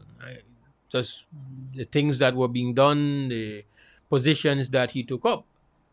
To me, the free zone situation speaks to something that Donald Trump would approve of. Yeah. This is very Trumpian. And you mentioned, David, that you could easily say Donald Trump dealing with the situation with the canoes the way that we are dealing with it now. And then people back there in canoe, man. And Me and that be weird. the Run the bull lane through bullet tree. the spot to run them too. The bull run too. So I put a question to you during the break, David. If we are apparently going to open up the free zone, which I think will lead to the opening of the border, I don't think we'll have a choice, because I don't see the Mexicans just accepting the free zone being opened without the border being open to allow Belizeans to come and spend their money over there. So I think one thing will lead to another in that instance. So my question is, at how long you could convince or you could make an argument to somebody who owns a restaurant or somebody who owns a nightclub or somebody who to tell them that they can't figure out one way for the business safely, just make them could make their money. Like respect to I can understand if I'm an investor in a free zone why I want the free zone open naturally. Just like I could understand somebody that owns a nightclub right now. Just like how I could understand the latter youth man where making food the DJ. Just like how I could understand the artists from Super G right down. I can understand how they would have want to see nightclub open because they know that that's where they food there. I could understand how much Sweet Pain and all my brothers and anyway that the how they make their food. I can understand why they would want certain places to open because it make them live. But what we have said to them, what we have reached out to them and say, we have said, listen, we can't do it because if we do it, it can cause too much people for dead. That is why we make the argument. But how can you make an argument? You can't make an argument to me. I can be right now. I could tell you the real deal, David. I can tell you right now. You can make an argument to me. The only thing where restrict me is my sense of responsibility and sense of duty. But hey, being able for do events, that whole we try pay bills, that whole we try eat food. You feel me? So you understand what you would be doing if you do it. That is why you're the artist. In other countries, you have people where they get impacted out in the streets to fight against restrictions, but our artists have taken it. They accept the loss. We record some performers on Saturday for Creme Christmas. So we record a lot of them because we can't bring people in the studio. So a lot of it has been pre-recorded. And I was talking to I think Mr. Usher is the brother's name, who is the one-man band kind of thing. He has his keyboard and he gets a lot of functions. And I said to him, man, I know that this pandemic hit you hard because he said, man, I had Doggy, Harrison Doggy tell me the same thing. He said, boy, I had bookings. You can't imagine. I had bookings 3-4 times. each month for the whole while where this pandemic shut me down. Say like Christmas. Could you imagine somebody with a broke down man, coconut boy? Can you imagine somebody like Mr. Osha? He basically rock weddings, parties, with one man band, and yo, nice up things, cool. And he said, yo, I had to learn, I had to become construction, I had to go into construction. And it just hit me, you know, it's like we don't understand how many lives have been like just completely disrupted, like just crazy, crazy, crazy. He said, I have to survive. I understand. This is somebody we actually find one niche in entertainment. We part somebody where they go and leave wedding or you go and leave 50th anniversary thing. He and come in and he and nice it up really nice. You know, a lot of money. $400-500. He need knock it thing and he becomes so popular that boom, boom, boom, boom, boom. But with the restrictions, that dead. But you know, you're that brother call the talk show, or he don't have no access for lobby and say, boy, we need to change this because I need to eat. So we do understand. Everybody has to understand whether you're an investor in the free zone, whether you're an investor in our resort, whether you're somebody who make your money off of the night scene, whether you're somebody where want to DJ where and make at least 75, at least 150 every Friday, every Saturday because you know you want to eat that food, or whether you're a super G where part they actually had one 19th without no 19th. Or Sweet Pain Band where they work every weekend, or all the different performers we can't eat our food, but they have to understand we can't do it because we just make the situation worse. Well, how do we know? How do we know? Talk to those people and tell them that they can carry this weight. How do you convince them of that then? How do you do that? If you're thinking about one investor, think about all. We are all invest, but the bottom line why it is we have accepted this is because we know first thing we have to do. The first thing we have to do as a community, we have to win this thing. We have to get back on top of this thing. We have to stop the spread of this thing. We have to save people's life. So when you make an argument about the benefits of the free zone, then you can't just win me with the pro. You have to show me we part of the pro bigger than the con. And the con are lives. And you can't guarantee me that the opening of the free zone will be a net neutral event upon the pandemic spread. You can't convince me of that. Because you have to depend on a whole lot of discipline. No one just now reason content. Oh, we want to have. No, you shouldn't use the word Mose. I mean, I can't We tell me don't about got that. I mean, I can't tell me about We it. don't got Why? no Well, we discipline. ain't got him. We ain't got some temperature test and we ain't got some spray and we ain't got one bathtub sanitizer. We want jump in and we ain't got some plastic. We ain't wrap you up in. We ain't wrap in some bubble wrap and put one snorkel in it and make you come in and shop. I could tell you some real fancy ways. I can tell you some real fancy ways how if I have my night spot, how I could keep people safe. I see some people got some they're not concert. You go check it online. I see. We plan put people in a some bubble. You know the bubbles you roll in. I see. So They got this spot on the saran wrap in this square spot. You yeah, probably get one of these square spot. This one get one of these square spot. yeah. So We don't, you know something? The people will pay the piper one then we know. You see them people when they accommodate and they help facilitate them people for getting a power. You know? You have to understand that blue machine and that red machine and that purple machine get paid by certain sectors in a society. And I know you start seeing the cheap fish come in, the rubber disc come in, all that come in because them people and help them people get there. Buy and give at least something. But you have to understand when company XYZ come ask you for at least something. Remember, you may get this the X amount for me. but we're talking about lives. But they don't care about lives. Well, We lives are dead. Today, we have more people dead. It gets a command, you know, remember when the first person dead for coronavirus? I mean, news. No, it didn't even make the news no more. No, they try send you the information or diverse kind of way for try. I don't know what they go on. Like, they don't care about the dead people. Eh? go take the call. Krem, good morning, WB. Listen to me through your phone. Good. Okay, we lost the call. Yeah. We've kind of mismanaged time a lot here, David. So I'm going to take a quick break again and then come back. Okay.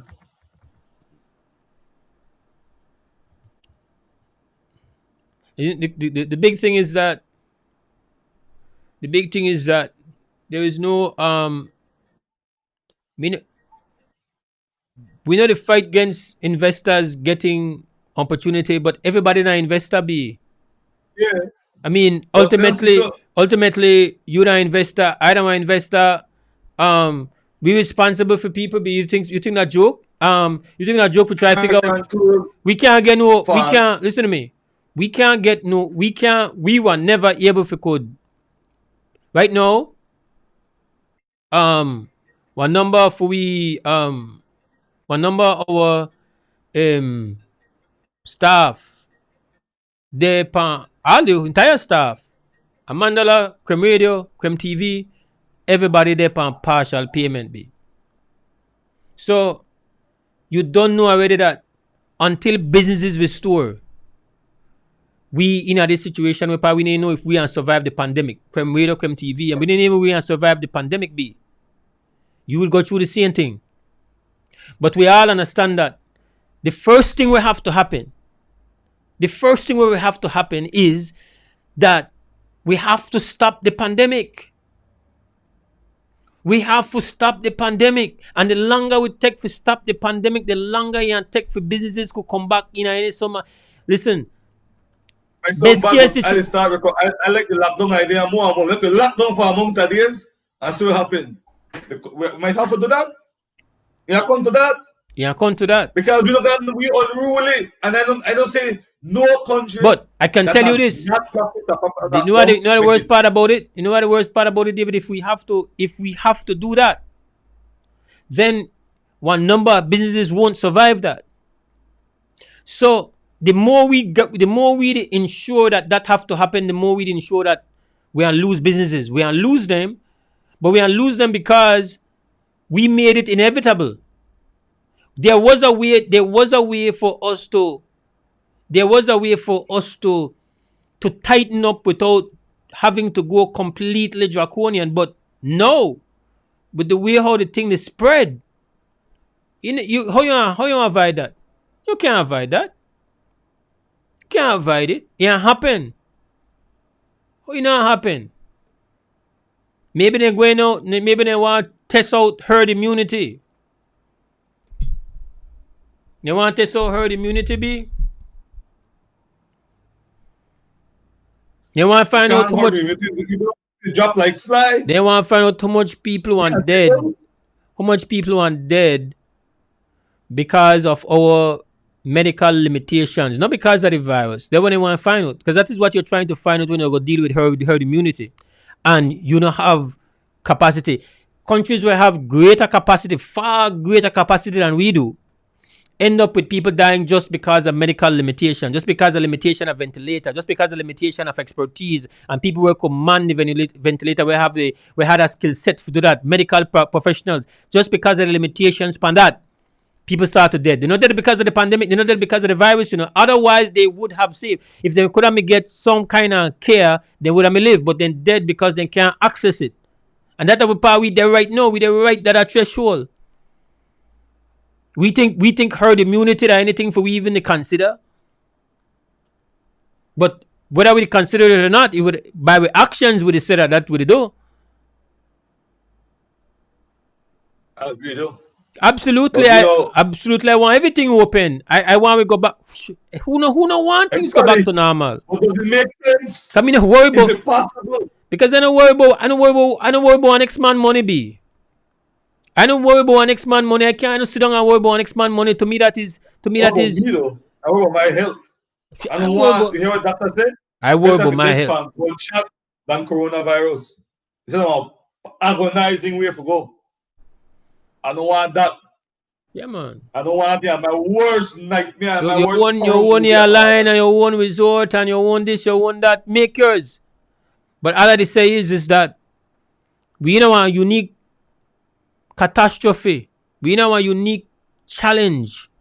And you can't create exception to the kind of sacrifices where we need to make to survive it.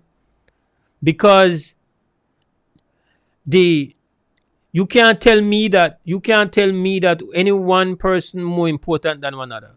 Because I can make an argument that the net impact on goods and services, good and services of artists and having events, the whole spin-off, the whole spin-off, people we're bringing garments, spin-off of people we have here salons, barber shops. There's a whole spin-off where you could just trace down the economic activities where link to entertainment and culture. You could look for a monk of people where I can tell you that at one point in time you had at least, when we rough estimate, about 150 youth man in a Belize city where they come out of really economically depressed neighborhoods where they make one weekly money, they go and do lead DJing all over the place. That's not there again. So I can make an economic argument where sound very, very strong why we have to say, well, why we have to allow certain things to happen. Until you look upon what would be the unmitigated catastrophe medically of allowing people to congregate again. When you look upon that and you qualify that and you evaluate that and you figure out how much money that will be, then you realize, say, boy, you can't bother with that.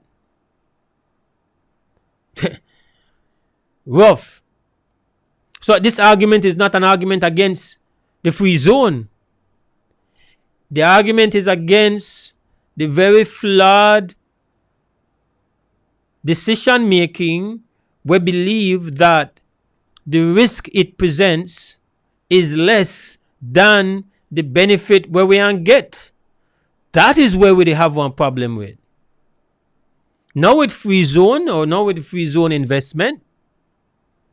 In fact, I figure that the free zone now plays a part. We demonstrate for we inadequacy because the Mexican is school way.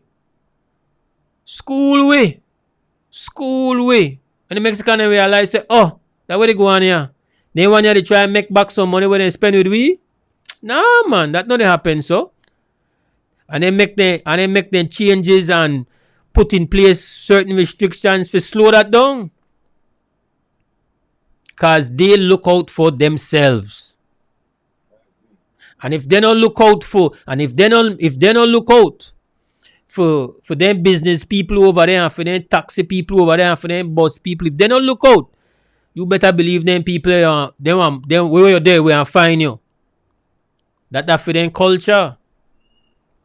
Catching an accent extra. Right or wrong, catching an accent over there. Then you know they tell us straight Mexico and for Mexicans. That's what they're saying. Mexico es para Mexicanos. Rather, we should have said Belize for Belizean. But that's the same kind of love. That's the same kind of passion. But for some reason, Belize are for the highest bidder.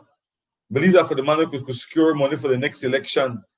Belize are for the man we got back when we need him for help the political party. That's what Belize for right now. And it's sad. Now, a sad case of event. I pray for the Prime Minister's speedy recovery and we'll start having a one-on-one conversation with him because we need to sway our country the heading and we need to succeed fast. Fast. I think we could ill afford the lamping what happened. Actually, right, I think we are on and nobody told me that we are on. I mean, yeah. Go ahead, brother. No, I said without the point right now we have to. So anyway, welcome back to the WB Wake Up Belize Morning Vibes. And what we were talking about, because we are continuing our stream on social media, and so we're continuing the conversation. We're having a conversation. We said, listen, it's important for us to just clarify, to make sure you understand very clearly that what we are objecting to is not the well-being of our business people who are in the free zone, just as we are worried about the well-being of the artists who can't perform. That's how we are worried about the well-being of the restaurant people who can't make the money that they used to make. Just like how we are concerned about the well-being of tour guides and tour owners like yourself. Just like how we are worried, just like that we are worried. We want their well-being, just because their well-being ultimately it means the well-being of, say, media networks like the one that we have, because the well-being of the entrepreneurs and of the investors and of business means that advertisers are going to come back. Right now, we are Right now, we are about, I would say, we're operating about 15 to 20% of our normal revenue flow, which our normal revenue flow was not good enough to put us in any kind of green, but we were able to just stay on. So ultimately, we are connected to the well-being of the people who do business. We understand we have to be worried about that. What we are objecting to is the decision making that says that the risk that is presented by doing a particular thing is less than the benefit that we are going to get. So whenever you're going to do something, you have to show me that the benefit is so great, so irresistibly great, that we have to accept the elevated risk and the possible lives that we are going to lose, and understand the value of just one life is high for me. Our health is extremely high for me. The value of health is extremely high. So even though we know that an economic argument can be made about, well, man, if we just open up this and open up that and lessen some of these restrictions, you have other people in different professions that will do better. When the people who have gyms are people who invest money in a gyms, man, respect. With gyms are part of our health. We want people to do well. I have very good friends who have gyms. But the reality is that I know determine the fact that gyms happen to be a high risk place. Proven scientifically, medically, it's a place without a problem. And even though we understand that gym owners would do their very best, we still have to hesitate when you think about opening up gyms and free up again. Not because we are against gym people and gym owners and we don't want them to do good too. We want everybody to do good. We not to count nobody money. We not to worry about nobody money. What would it say is that when you make choices, when you think about the money, think about the lives. And think about the risk. And if you can't convince me that you have done some analysis to demonstrate to me that we are straight up going to gain and we're not going to lose, then you're waste my time. You're wasting my time, in my view. So it's the decision, it's the choice. Is it intelligent? Is it logical? Is it based on thorough cost benefit analysis? Has that been done? And is your measurement of risk conservative?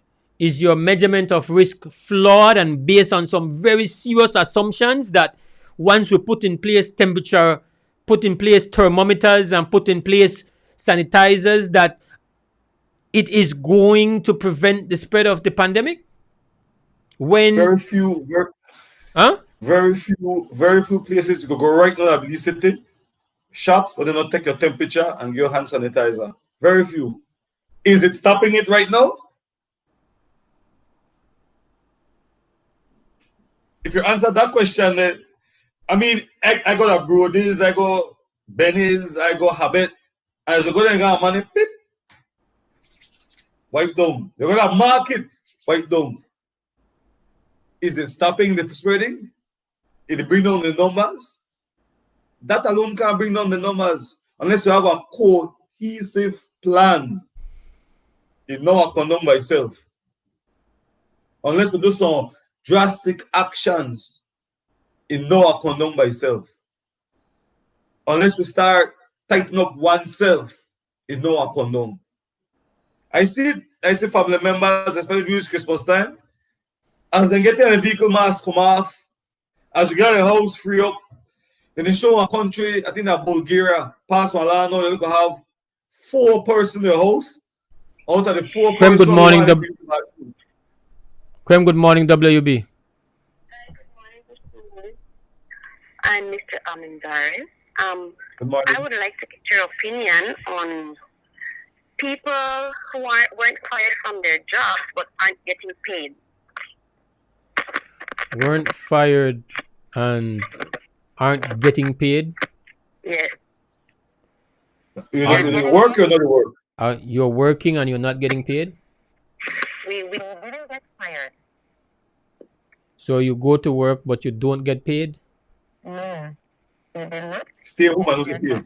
Don't get Huh? fired. I don't understand. Hello, hello, hello, hello, hello. Yes. I didn't hear that. Could you repeat it? Okay, they didn't fire them, but they sent them home. They're not paying them and they're not giving them anything. What is your opinion on that? They're not fired. Is the business operating? No, they're closed as well. Well, I think what it is that is what they call what's the word they use to describe that ay ay ay old brains. It has to do with, it's a thing that is done and it's like once we open up back business, then you're going to be back on. They can't Yeah, follow you. yeah, yeah. That the term furlough. It's one of the terms I learned as a result of the pandemic. You've been furloughed, Okay. and it's something that is done. It's to my mind it is uh we don't have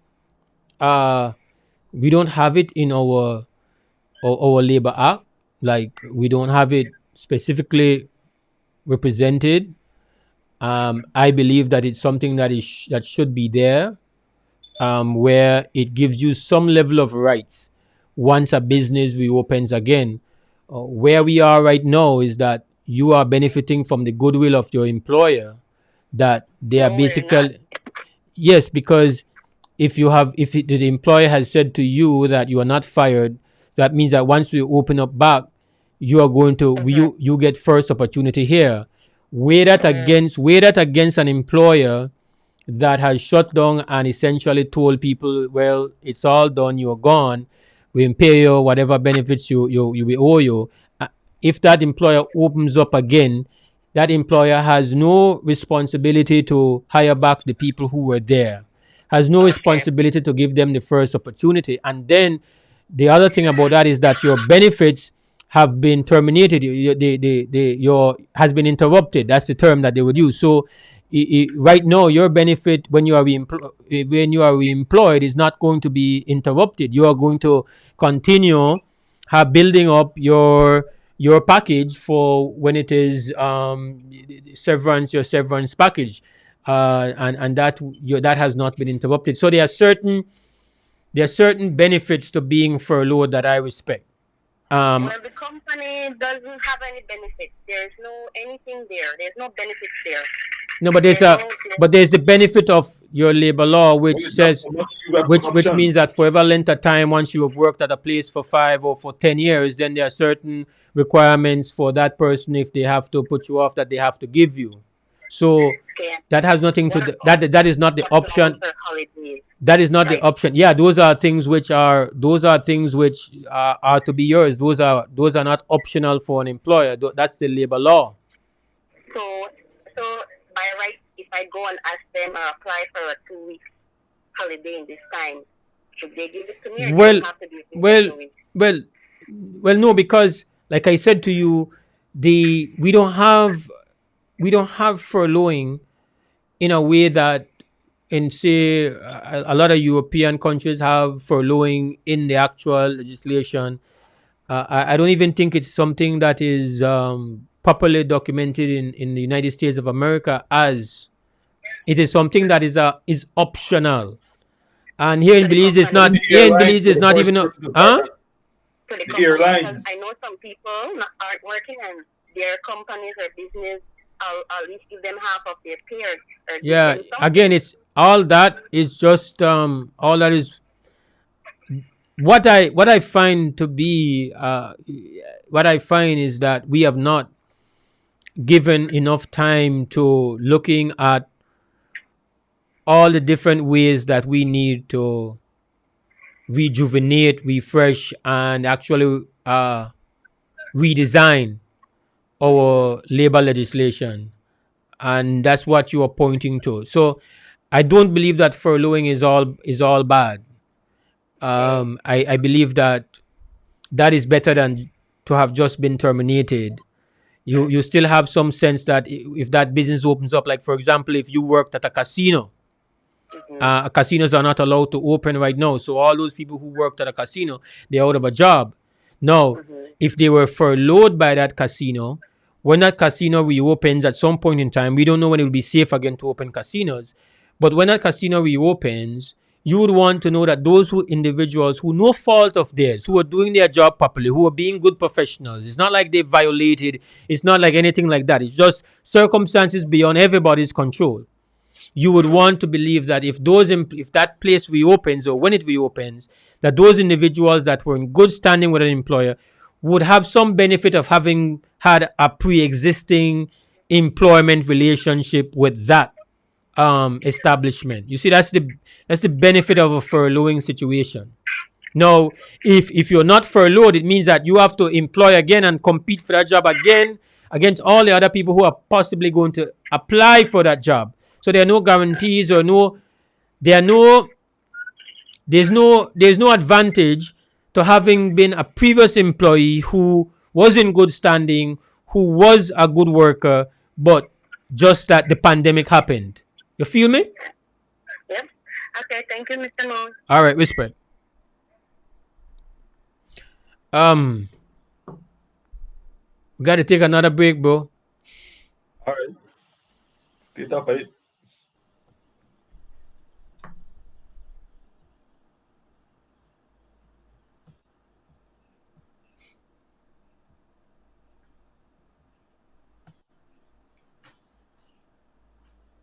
So I have a feeling so I throw a crocodile in a pan. You feel so? I feel so, man. I feel so. Right, a small one or a big one? I say it Right, length and but nature rough, you know. uh, Nature rough. When crocodile want sense that you got stuff to go on there. why? It's funny because I go there every day. That's something what I do every day. And Look when I at got catch some yesterday, comments here, man, cause now I read Candice, big up Candice Ferguson and Mr. Cad here, faithful listener. I want to big up Lewin. You know Lewin Stain that Houston here. I want to faithful watchers too. That he may you know I want to check the alcohol price. yeah.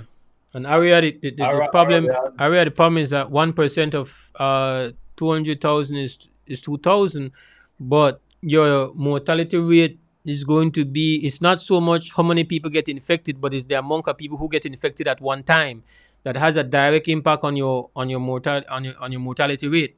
So if everybody would wait and take time to get sick, and not go beyond the capacity, then it would be about 1% of your people dying.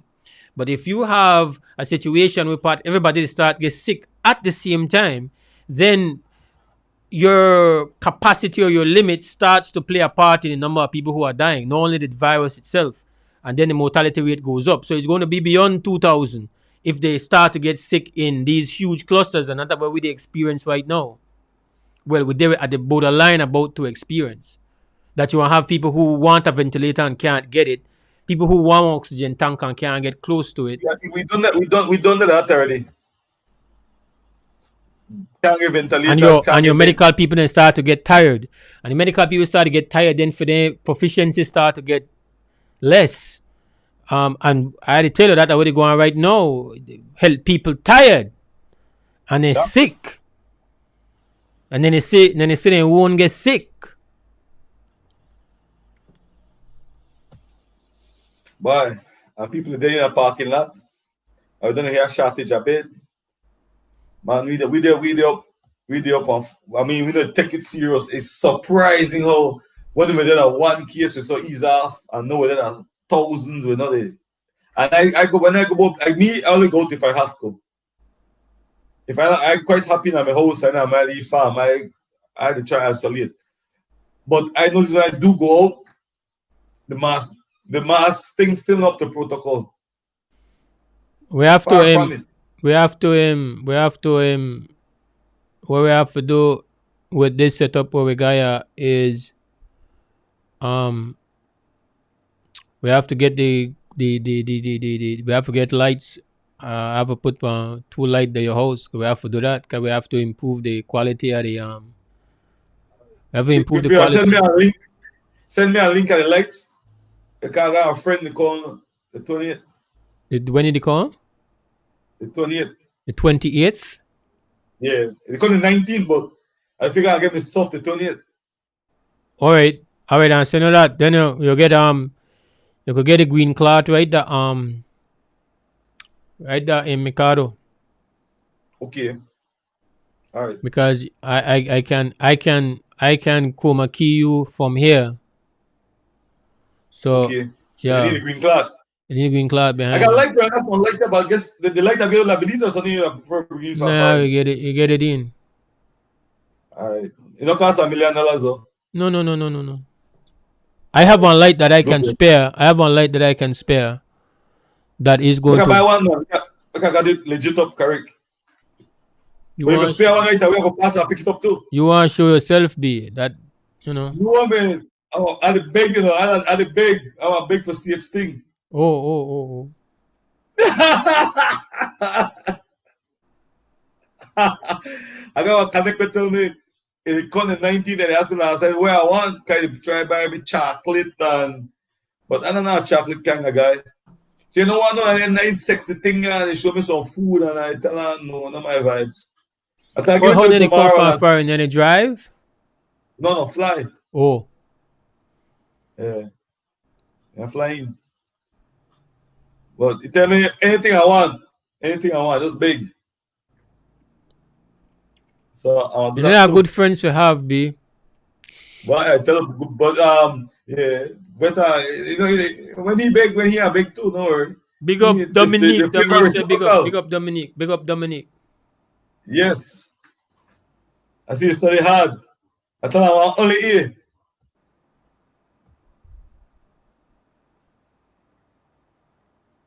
What? I'm just to read the thing. Sorry, Dominique, I big up every day, no, then once in the other hand.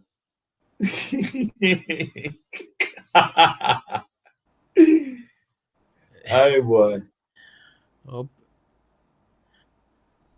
I want we nobody get that shipment of ventilator, the Prime Minister, World Prime Minister, and the top up. Let me say that it no matter shipment how to much the com. ventilators. It no matter how much ventilators you have. The problem is that you don't have enough people. We know how That's to true use too. them. You got 1,000 ventilators, and only 2 people in the country know how to intubate. Yep. But then also you could teach people like could teach you according to the good doctor, you could teach you high school how to use a ventilator. I don't know.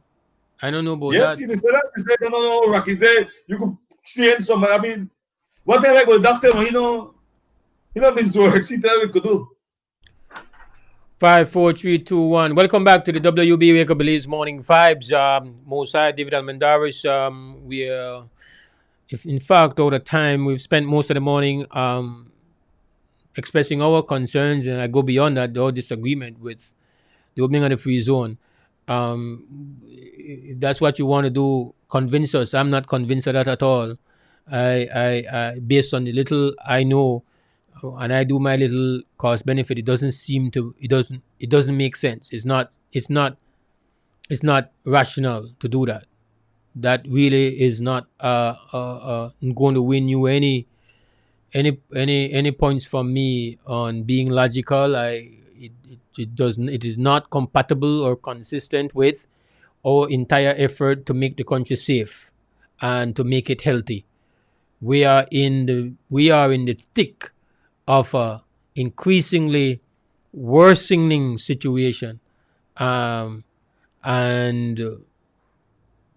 we need business, we need money, we need foreign exchange, we need all of that, no doubt. But ultimately, it can't be at the cost of human lives. It can't be. It can't be with the with creating more portals for the coronavirus to come into our community. It's we're done in our nightmare already. And if you want to convince me of that, it can't be just because you make one promise when you made run. Because um, when you made that, or when you wrote that down, or when you decided that, I am sure 3 4 people never made it dead a day. So that has to be revisited. That calculation has to be done now with the new reality that we have. And if it can't measure up in these circumstances, then that's something where you have to push back. You have to push it back.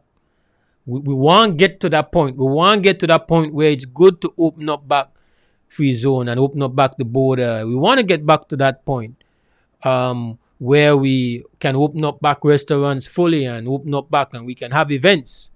I have a self-interest in that because they're my food. Right? But I know that is Hallelujah. way down the road. So I have to deal with the misery. We have to collectively share this misery, because what the first thing we are committed to is make we get healthy again. Make we get healthy again. Then we look for money. But we can't look for money and forget about health. We gotta wrap it up, David. Creme Christmas begins tonight. We want to encourage people to tune in. Link Creme TV and Creme Radio. We gotta give respect to the whole team to make sure that we can be seen and heard. Give respect to technician at Creme Radio, Anthony Grant, Tony G, Reggae And I got Kingpin. the most face mask. Big up Tony. He always got a different face mask. That one do like show itself, you know. I can't talk about that kind of blasphemy on Facebook. Yeah, he's a social media influencer. Can't exactly tell you where he influence, but the man has become an influencer. Yes, the man boy, they are popcorn. Give respect to the man born you out, yeah, the man born you out. Um, I want him. I know go on, but got somebody will make sure they send meat. The man go, I'll big up, but one thing I'll say, I always got a face mask worn properly. So Tony G, respect. I got one for every suit. You get barrel often, I got one for every one for every suit shirt. That one barrel master. Big up yourself, Marco. Salute. I mean, you that. No, with respect to Jada, holding it down strong in the studio, the lady at the control, she make it happen. Respect is due, Mr. Cliff. Stand strong. The blue. Belizeans, we in this thing and we have to try win this thing. Not winning, the consequences are too terrible. Too terrible. No other way I could say it. And I want to say it. And I want to give prayers to everybody who's sick and everybody with the battle coronavirus. Because I know we big up the minister. And yes, we do it here, but we do it every other family too. And everybody that face anything, we do it, don't know, guys. Stand strong. I want to reach out to everybody, and we're not feeling well. Who go through this in our intimate way. I know Minister Vega, old lady. I don't really know Minister Vega per se. I see him and I've shot him once, but he old lady for years. I love. So I really feel I feel for her, and I want to reach out, and I've not seen or heard from her for a very long time, but And some hugs I know it's a very tough time, very tough time. As you could imagine, for anybody, we have to go through this. Rough. Belizeans, health and then wealth. We have to do what we have to do. We have to keep hands clean. We have to keep masks worn. We have to stay apart and not mingle. And even for Christmas, we can't mingle. If we may do September correct, we may have to mingle for Christmas. Right? But we can't change things now. We never handle September well. We never do it properly in August. So we make it hard for ourselves that we can't mingle for Christmas. You can't link and go eat black cake and one pour for Christmas. You can't do it because the thing is rough. Hopefully we could do December well and we could do January well. That maybe Easter. Maybe we up for Easter. We could maybe, but we have to. If we behave ourselves, you know, the teacher used to tell you, if you don't behave yourself, I know I give you a lot of homework. Or if you don't, we might say, if you behave yourself, I'll make this for you. But if you don't behave on yourself, we got Easter. So why you never did behave? Why? I don't misbehave for morning. Belizean people stand strong, stand firm. For now, we're gone. We got respect was. Wake up, Belize. Wake up, Belize. Wake up, Belize. Wake up, Belize. Wake up, Belize. Wake up, Belize. Another day is here. Wake up, Belize. Wake up, Belize. We gotta keep moving. Na na na na. Wake up, Belize. Wake up, Belize. Everybody gotta put their time in. Wake up, Belize. Wake up, Belize. Voice our opinion and place your calling. WB. Be yourself, see yourself, this is a show, my people. Believe our hope, so to needless reason. Nobody feel left out, it's the vibe we're dealing. Let's find a solution, yeah. Love, respect, unselfishness and cooperation. That's how we need to build a strong nation. We are the people to make the changes. We are the changes, WB. And all the things that we feel happen and I got blue skies. And nothing make people get victimized. Let's work together for better, we got to unite. Belize, yeah. Wake up, Belize. Wake up, Belize. Another day is here. Wake up, Belize. Wake up, Belize. We gotta keep moving, na na na na. Wake up, Belize. Wake up, Belize. Everybody gotta put their time in. Wake up, Belize. Wake up, Belize. Voice our opinion and place your calling. WB. Get up, make every day count. Don't waste it, people. Do your part, play a role, get where you need to. Look and tune in from work or in your vehicle. If you got a problem, pick up the phone. Why wait? It's a time calling. It's a show with no matter even if you're at home. Just call in. WB. Wake up, Belize. Wake up, Belize. Another day is here. Wake up, Belize. Wake up, Belize. We gotta keep moving, na na na na. Wake up, Belize. Wake up, Belize. Everybody gotta put their time in. Wake up, Belize. Wake up, Belize. Voice our opinion and place your calling. WB. Be yourself, see yourself, this is a show, my people. Believe our hope, so to needless reason. Nobody feel left out, it's the vibe we're dealing. Let's find a solution, yeah. Love, respect, unselfishness and cooperation. That's how we need to build a strong nation. We are the people to make the changes. We are the changes, WB. And all the things that must happen and I got blue skies. And nothing make people get victimized. Let's work together for better, we got to unite. Belize, yeah. Wake up, Belize. Wake up, Belize. Another day is here. Wake up, Belize. Wake up, Belize. We gotta keep moving, na na na na. Wake up, Belize. Wake up, Belize. Everybody gotta put their time in. Wake up, Belize. Wake up, Belize.